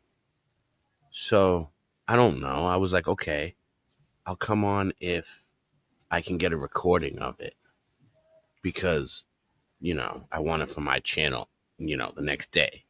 Because I don't normally, it's not something I normally do. Like, I don't normally go on debate people. He's like, oh, it's not going to be a debate. It's going to be a discussion. Like, all right, cool. Ry Russ was with me. He's my witness. I'm not making this up. So me and Ry Russ went on and we're like, we'll talk about it. So right when the thing first started, he said he believes in the globe. He made it like he stated it. So I say to him, okay, so you believe in the globe model. How far away is the sun? He said, I don't know. I said, okay, how fast are we spinning at the equator? He didn't know. Next thing I know, he completely ran away, cut the stream down, deleted it, and disappeared and said there was a fire next door. And then he lied to everybody in Sandy's chat, right? Which is, for me, like that's a big no-no. Like, we are leveled up. We are the truth community. This community was built on truth, honesty, and exposing lies. So to actually tell us that YouTube deleted the stream and then Ry Rush checks and says the stream was made private. I mean, it's not that big of a deal, yep. but he needs to like come clean. So I don't know. I mean, I can't force him to, but so for a while I was like trying to get the stream out of him because I know he still has it because it was made private. It wasn't deleted. It wasn't taken down. Maybe he deleted it, but either way, he cares so much about his image that he doesn't want that out. Well, yeah, I'm sure it's embarrassing to. But the reason why I want a copy of it is because it shows the brainwashing. It shows that there's people out there that believe in this model that they don't understand. They don't know how far away the sun is. They don't know how fast we're spinning at the equator, but yet they believe it because they're brainwashed. Yeah. And that's why I wanted to show it. And it's important for people to see it. So yeah, I get that.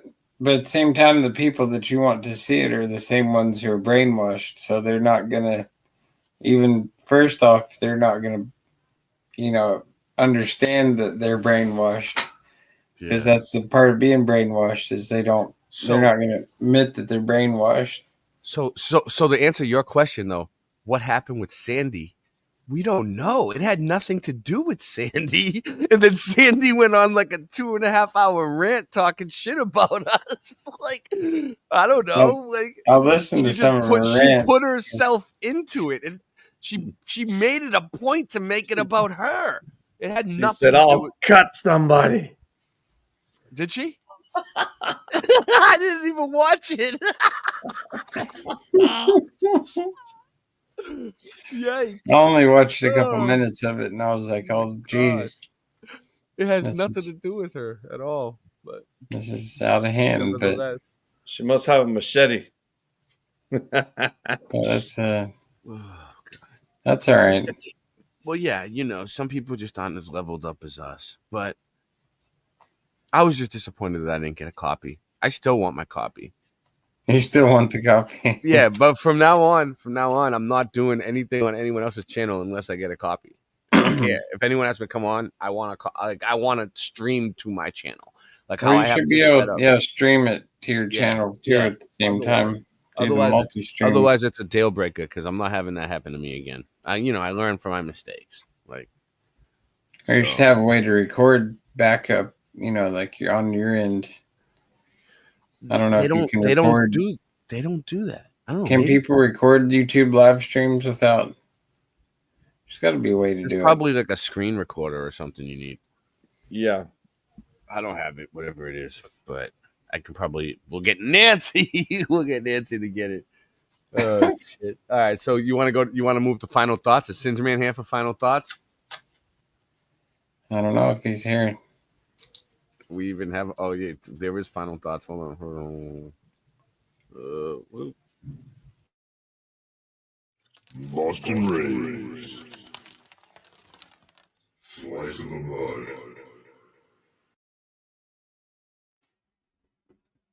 Final thoughts. All right. So, well, yeah. I mean, I've been thinking about a lot of things, and the more I think about stuff, the less important all of it becomes.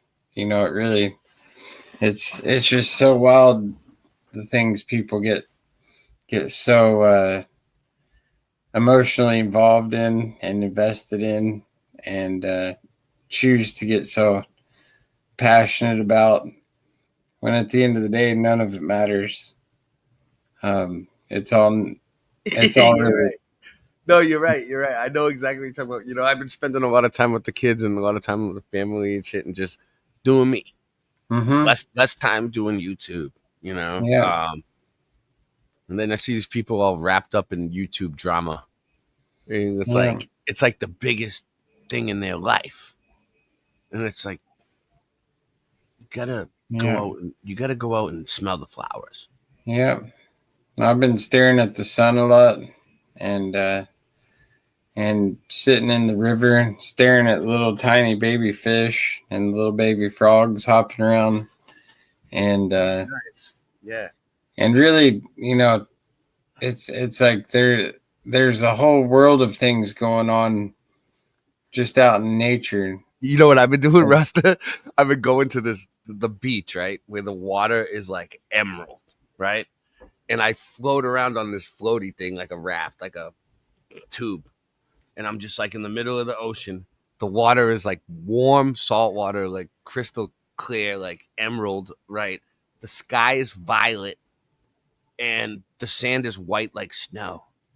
And I'm sitting there, and all these fish are coming around me and swimming, like these fish like you see at like an aquarium, like really fancy tropical fish, like just swimming around. They're coming up to my feet. I think it's those ones that they got in the salons that eat off people's feet, because they come up and they're just like boop, boop, boop, boop. But like I can feel them, but like they don't hurt. Like I hope the shark doesn't show it.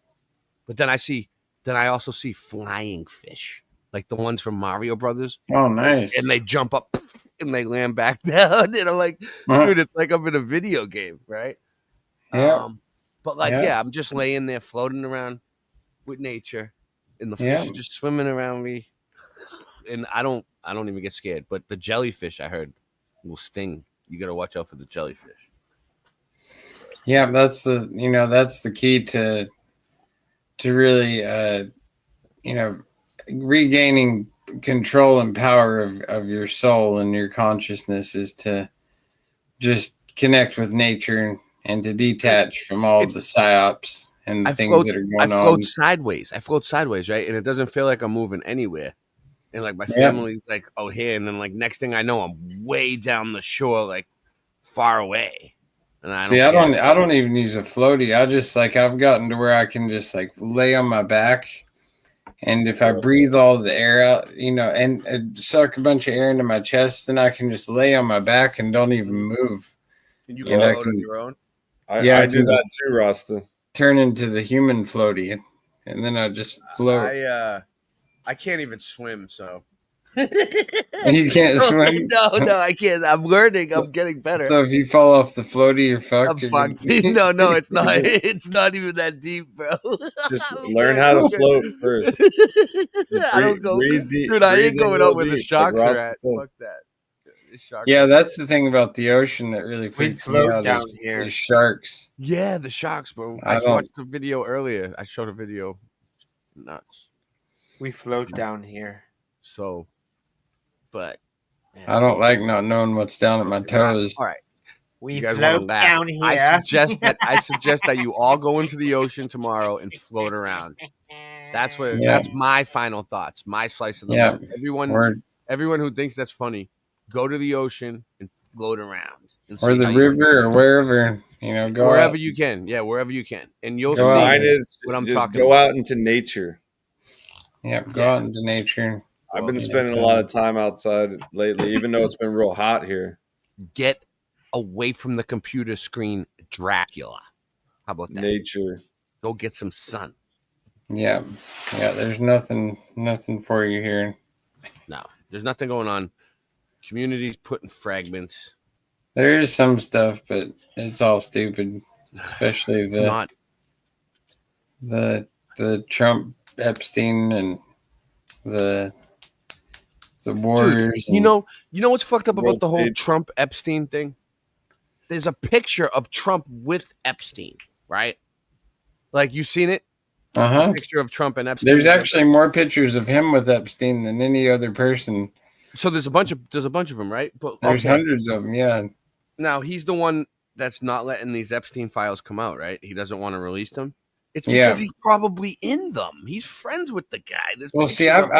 I've got a theory on the whole thing where, like, I think that he's where he's doing this deliberately to get everyone to demand for the release, and then when he finally does release it, his name will be in it, but it'll be a certain way to where he's gonna come out as like the Lord and Savior good guy in the situation. Yeah, they believe he's the Messiah. And then, because I really do think that, even though the Q stuff is a bit ridiculous, I think that there's a lot of things Q that came back, right? They came yeah, back. and all the stuff that Q was talking about years ago is starting to really, come into alignment. Hold on, are And you following Q again, Rasta?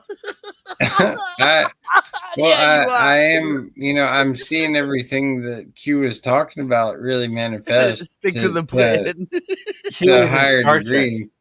In Star where Trek, it's like- Q is the demigod. where it's like I see the bigger picture of the potential of the Q outcome final? where there could be military tribunals and the Clintons and all of it could I think the Clintons will be dead before they friggin' Yeah. do anything. No one will ever go to jail. they They're all are friends. old as fuck. They now. could already be dead, They like could. honestly Trump it's might not even be real. Like they all could be in latex suits. Doing masks. Yeah. I think Okay. that's the most likely outcome. There's a guy right now driving around to all the state parks with a giant Elon Musk statue head. And he's driving to all the state parks. And What's he doing? he's just driving around with it. He was here in Washington or over in Mount Rainier yesterday with it. And it's just a giant statue. There's a lot of crazy shit going But on. I think, like I say, it's all just an energy harnessing movie that they're putting on this big production, and most of it's for low frequency, low vibration people who can't see outside of the matrix to realize that they're being played. That they're just really just trying to harness people's energy and get them to care one way or the other, to engage in the show. And that's the important thing, is just not to care. I like to watch the show because it's entertaining, but at the same time, I really don't care. You know what? Whatever. I watch people who watch it. Yeah, I get it. So Like a couple videos I watch, they always talk about it a little bit. So I don't know. I have to watch it. They watch it for me. Singe, final thoughts. Oh, my final thoughts are exactly perfect. Because my final thoughts are, sometimes I think the world has gone completely mad. And then I think, who cares? And then I think, what's for lunch?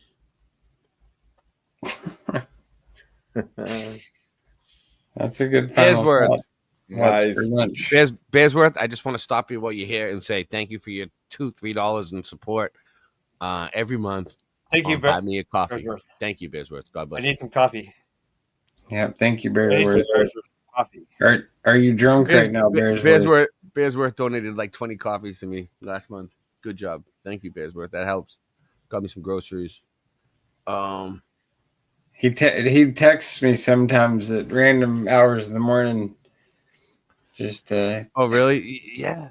You know, you could probably text me, Bearsworth, because like I wasn't able to text people from out of the country, but lately it's been working. What changed? It wouldn't The whole work. internet's changed now within the past 2 months. It's probably the treaties we're making and the tariffs. If you try to call people, though, it doesn't work for me. But like the texting works. It's crazy. People in Canada have been texting me. People in the UK, Ireland. Yeah, that's great. I love it. Talk to people all over the world. Okay, so let's get out of here, though. All right. All right. Thanks for showing up. We're gonna bring the show back. We'll be back again maybe tomorrow, the next night. We'll put something good together. We were just having fun tonight. Peace. All right. Well, that's good seeing you guys.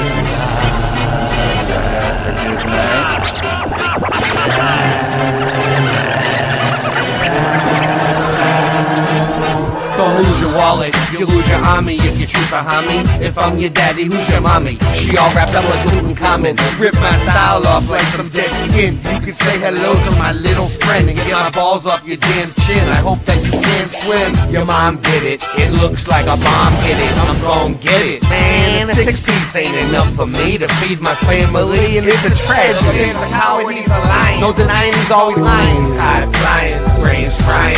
Where have I been? Ray, no one to stop you. You go to the top soon. Like a pitbull, I will pop you, but get off my block soon, or I will drop you. Don't end up in the hospital. Ha! You just a small fry in the grand scheme of things. I live in a trailer that the damn FEMA brings. The weather getting real nice outside. I hope I get to see the spring. Remember that time I was as high as the sky is, the sun in my eyelids, and I sideswipe your pilot? Turn on the news and get mind wiped with violence and blinded by science. I prefer blindness and silence. It's more normal than what I'd normally get. Sooner or later you're gonna regret. My nickname was D's nut sacks. I always leave my house and never go back. I'm driving slow in the fast lane, it's fascinating. Mom loves the fashion and the passion in my accent. If you're from the streets, you're gonna feel it. The truth, you're gonna hear it. True kings, we never fear it. We know we got the spirit. So come on, move along. Everybody grab a thong. Blaze a rip to the song. Don't get me wrong. If you're from the streets, you're gonna feel it. The truth, you're gonna hear it. True kings, we never fear it. You know we got the spirit. So come on, move along. Everybody grab a thong. Blaze a rip to the song. Don't get me wrong. We all good except for one guy. He's a fun guy. He ain't gon' die. His day ain't gon' lie. I ain't gon' lie. My dog ain't gon' bite. Foster Ray, the world's greatest rapper. You're welcome. Now aren't you glad that you helped him? Thanks for being so helpful. Ray, you said a mouthful. You can't slow me down. You don't know me now. You gonna show me how? All the thoughts in my brain are brilliant. They say Ray, you're one in a million. Take a hit, take a slice. If one don't suffice, you can hit my blizz twice. Don't need to sacrifice. it's a fact of life, you lack and fight. From Boston to Amsterdam, you all know me and I am the man. I'm louder than an ambulance or an avalanche. I got a master plan, my shit sounds more live than live, and I'm surprised I'm alive. I drive much better when I'm high when I drive. We getting right now, you suck, so you can put the mic down. There's a time and a place, and yours is not right now. From Boston to the south, back to the south of Boston, the south shore of Boston and South Boston too. I ain't gonna talk about how Rasta Bear just walks about. He's on his walking route with a cotton mouth. 4 a.m. he's at the Waffle House. They say, Ray, you better watch your mouth. If I could, I would, I should just super glue it. See, I knew what to do, but I never had the glue to do it. Back in high school, Mr. Super was a super student. Never wanted to leave his mom, and the super knew it. I'm high as fuck, driving by in the Cybertruck. Why's your girl on my phone saying I'm the one? I told you, mommy, that I was just having fun. My lighter ran out, hand me the matchstick or a lit candle wick. Y'all ain't got the bandwidth to handle this. I'll take your plan and dismantle it. Hey, little mommy, king on my own, but I sound much better with my kingdom behind me. Whenever I'm lost, you know where to find me. Couldn't buy me an ID. You trying to see me on the CD?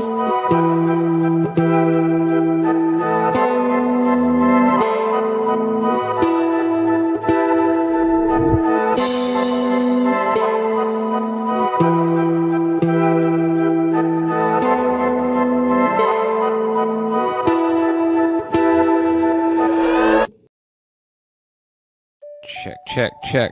Yo, here we go.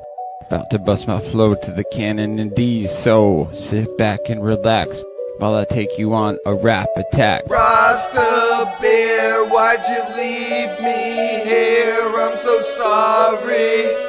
What have I done to you? Where did I go? I don't really know, but I'm here today just to bust up my flow. I'm on a mission, making all y'all wishing that I didn't be your competition, cause I am blessed, no need to stress.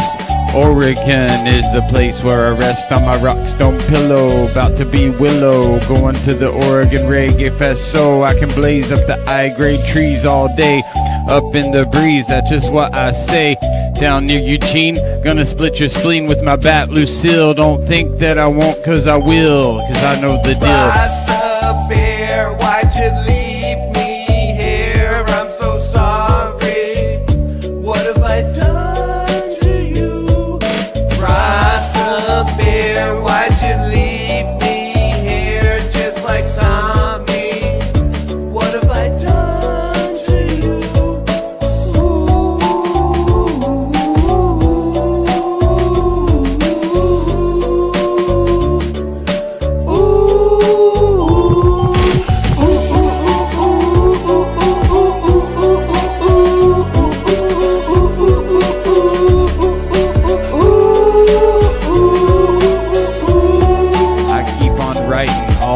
Truths, and you know that it's frightening what I come to say, like Negan when he smashes Glenn's head. Okay, yo, burning Babylon with a big smile and glow, cause I don't need to hurt you, no, cause I spit my verse up in this mic. I'll leave you off in the hearse, cause it's a gift, not a curse. Let y'all battle me, no, I'm not gonna stop what I'm doing. Keep on pursuing, rising to victory. Yeah, this world's collapsing, but it's okay, cause a rainbow will come out tomorrow, okay? And we'll see a brighter tomorrow, no need for sorrow. So gonna go and borrow this verse, cause it's so pretty. Up in the nitty and gritty, leaving Portland the city, but I'll be back Sunday to go and play and listen to Grateful Dead music out at Edgefield with the Garcia birthday band. You know that I will, with my daughter Cassidy. Gonna have so much fun. It's such a tragedy to see everyone else so sad. Why you wanna go and be so mad? There's no fuel in the jet planes, that's so insane, Ted. You better go to bed and get a rockstone pillow, cause it's so nice. Don't you know that I'm the lady's choice? Gonna be cackling, everybody rackling when you gonna get the votes. I don't even know. My castle's got a big moat. Everybody gotta understand and just toke on the highest grade, cause I'm not afraid to lay down this verse like every day, and it's just all I say. Pick up my play, burn Babylon every night and day, cause I'm a real Rasta man, yeah, you know I'm jobless. No need to stress, nothing or less, oh yeah, cause Jah Him up height my way, everything is good on the highest I say. Thanks and a praise to Most High Jah for the lengthening of the days. Yes, I know that it's so real.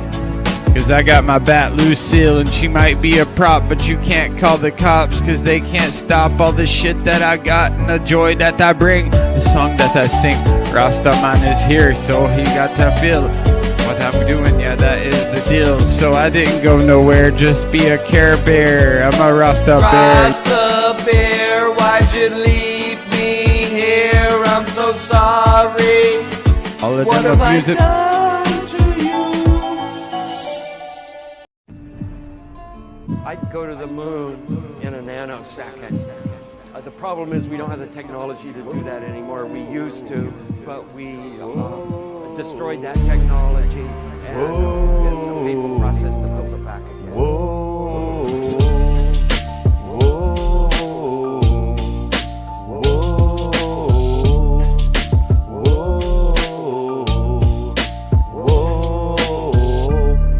On the fence, bitch, I'm talking about flat earth. I bet that you don't even think it fucking matters. You got me feeling like a tinfoil hatter.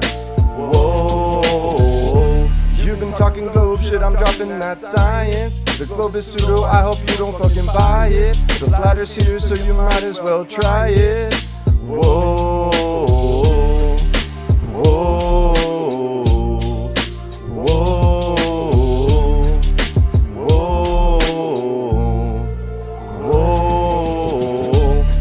On the fence, always looking for a prince, but I'm a true king, one you don't wanna miss. You're on my list, so pop the crisp, and I'll show you why the globe you should definitely diss.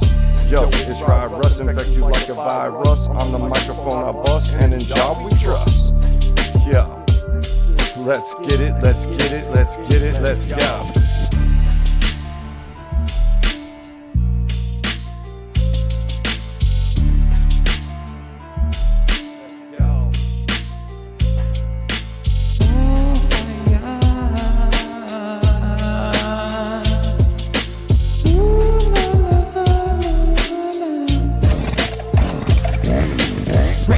Papers, my poetry is real. Sticks in your head like my bat Lucille. Life it is gorgeous, just like the ladies. I'm a Rastaman, yeah, I have lots of babies. Some think I'm crazy, but that's not true.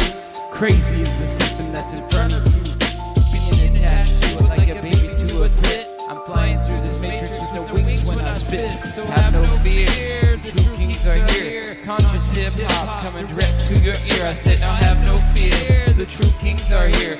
Conscious hip-hop direct now to your ear. Flabbergasted when you hear this verse.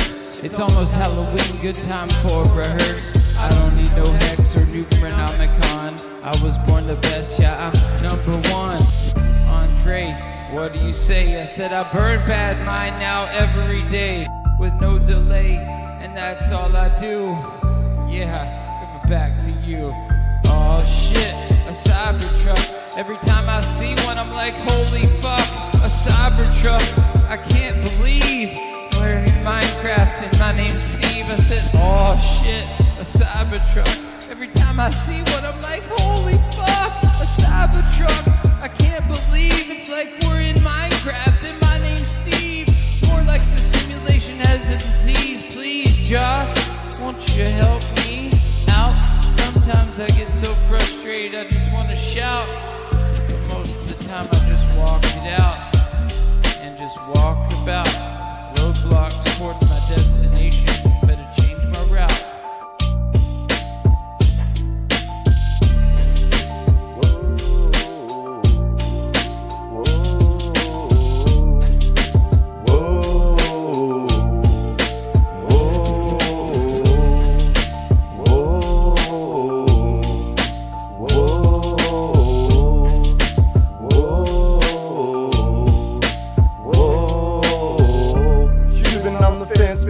About flat earth, I bet that you don't even think it fucking matters. You got me feeling like a tinfoil hatter. Whoa, you've been talking globe shit, I'm dropping that science. The globe is pseudo, I hope you don't fucking buy it. The flat earth's here, so you might as well try it. Whoa, whoa.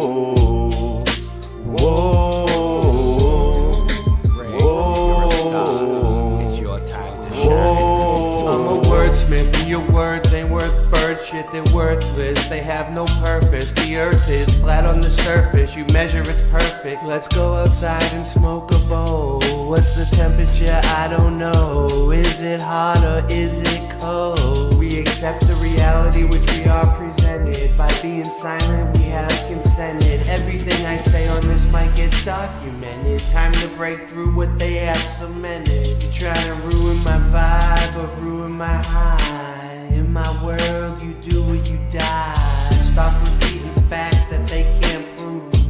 We gon' win, they gon' lose. 4 in the morning and I'm smoking tiff. I wanted some jiffy but grab the jib.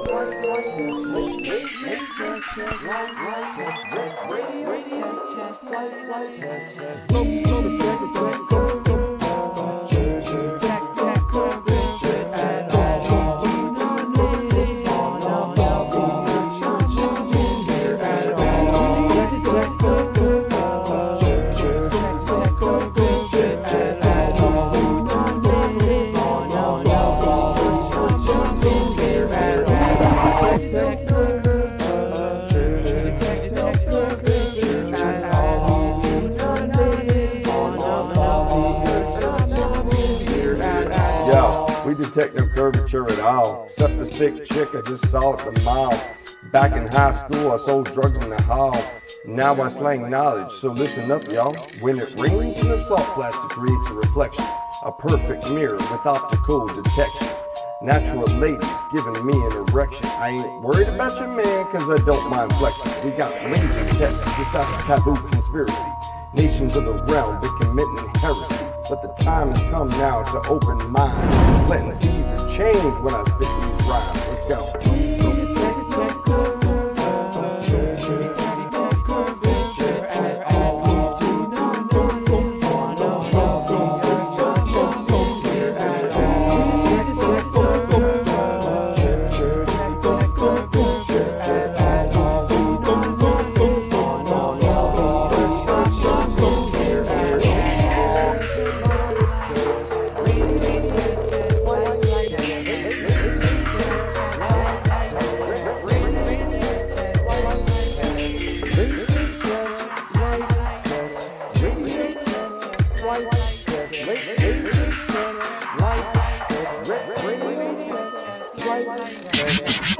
I'm tying up the loosening ends. Ray, you said you were retired and you're already producing again. This is why I always lose and I win, and I start where I choose to begin. Stomach is a stomach, oh ego. I hit you with a blunt or two, get you where you wanna go. Wanna call up Kubrick to fake the moon landing? It's gonna take planning, technology advancing, on and off like a light switch. Money's tighter than a vice grip, I'm flyer than a light ship. Man, chicken stinks. I'll come at you with everything under the kitchen sink. I like tobacco products, I scrap and rap a lot of fresh to death. Nevertheless, my lungs are black like Aunt your mama. Hand me marijuana, wearing pant pajamas. Earth is flat, as a matter of fact, debate me if you wanna. That stuff is flat.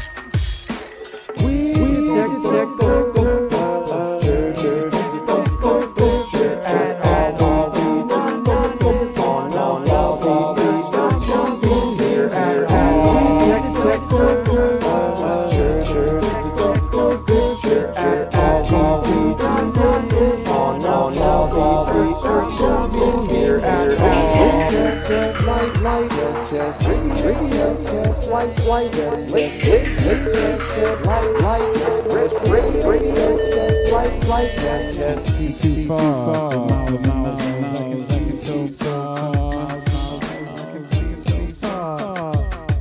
I can see it so far.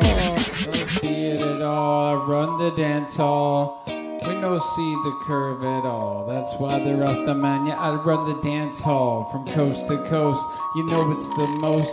Rocking it down like I'm cooking the French toast. When I was a kid, I used to shop at Toys R Us, but now I'm on this track with Boston Ray and Rye Russ, spreading the truth from coast to coast, just like the Trinity, Father, Son, Holy Ghost. I got no time for you to master your debate. I just know that there ain't no curve except for the one that's on my plate. No curve can be detected from up in a plane, and you know it's insane when you wanna come and test me. Well, I know it's true. Rasta man, Andre, come for you. The chainsaw, I get it done. Burn. Did you ever have one of those days, you know, one of those days when you just don't want to get out of bed that day, so you just lay in bed? One of those days when you just don't want to wake up, you don't want to get up, you don't want to do a damn thing. Sometimes I just wanna close my eyes and fade away. I wish I was a kid again. Sometimes I talk with the old Ray that died away. I just wanna live again. Sometimes I just lay in bed all day and sleep my life away. I hope God is listening. Sometimes I just turn everything off and isolate. I just ain't fitting in. Oh, I wanna go back to sleep again and close my eyes and close my eyes.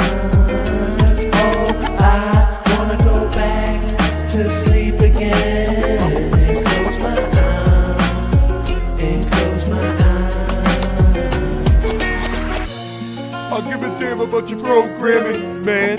You don't know me from a ham sandwich. 9/11, yeah, we know the man planned it. I studied Earth and the Earth ain't a damn planet. Boston, it's tough to do a dab with no dab stick, but yabba dabba do, Ray, your rhymes are that sick. My lighter ran out, hand me the matchstick. You'll never ever see a rock full of magic. My rhymes are venom, attack them with the pen and end them. There's no pretending, if you're my friend, you're my friend till the end. King, truth is, you wanna know what the truth brings? Me, these raps in accordance with my mood swings. So stay stuck in the past, cause I'm moving on to new things. Sometimes I just wanna close my eyes and fade away. I wish I was a kid again. Sometimes I talk with the old Ray, he died away. I just wanna live again. Sometimes I just lay in bed all day and sleep my life away. I hope God is listening.